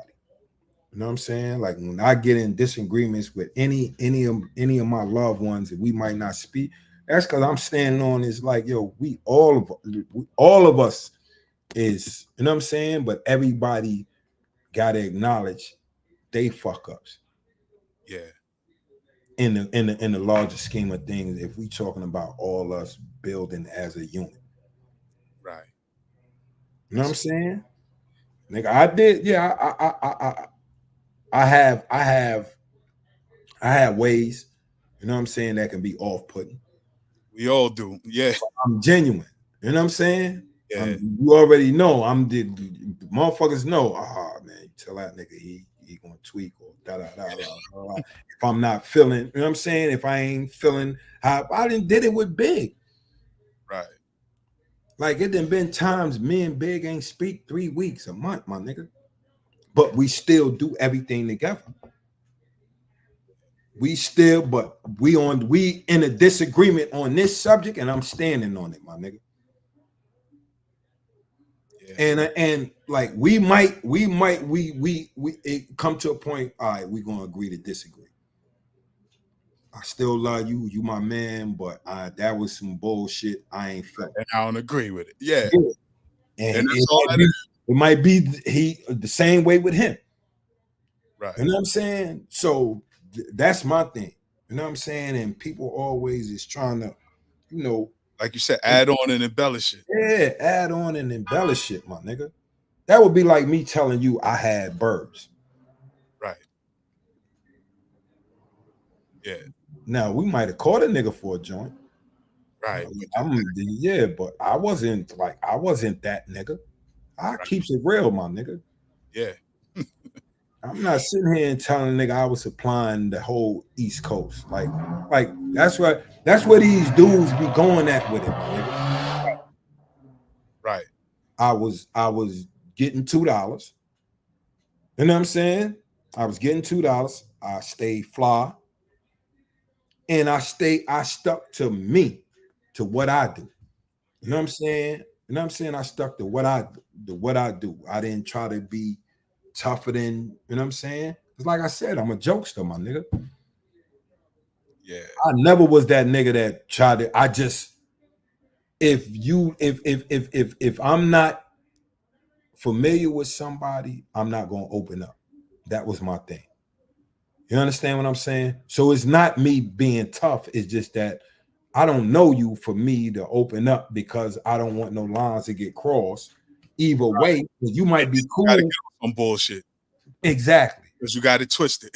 That's what I'm saying. That's why I say people don't realize how non-confrontational I am, bro. Right. Because they think of all the confrontations that we've been in. Right. And we didn't even get into that. We just scratched the surface, because I know you could go for out. It would take episodes to really talk about all the little stuff. Yeah, all of you, boy, shit. In the industry.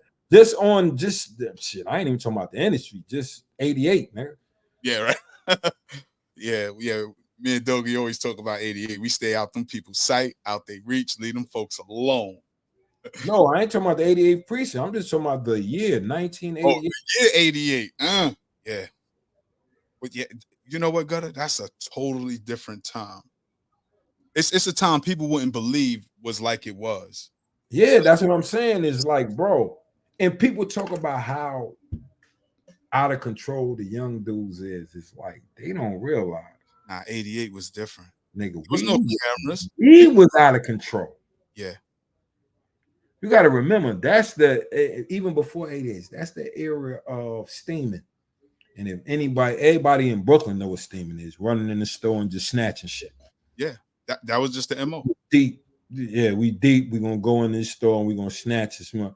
And our biggest targets was Herman's, Akajo, all the stores in the South Street Seaport, all the shits around 59th Street, Columbus Circle.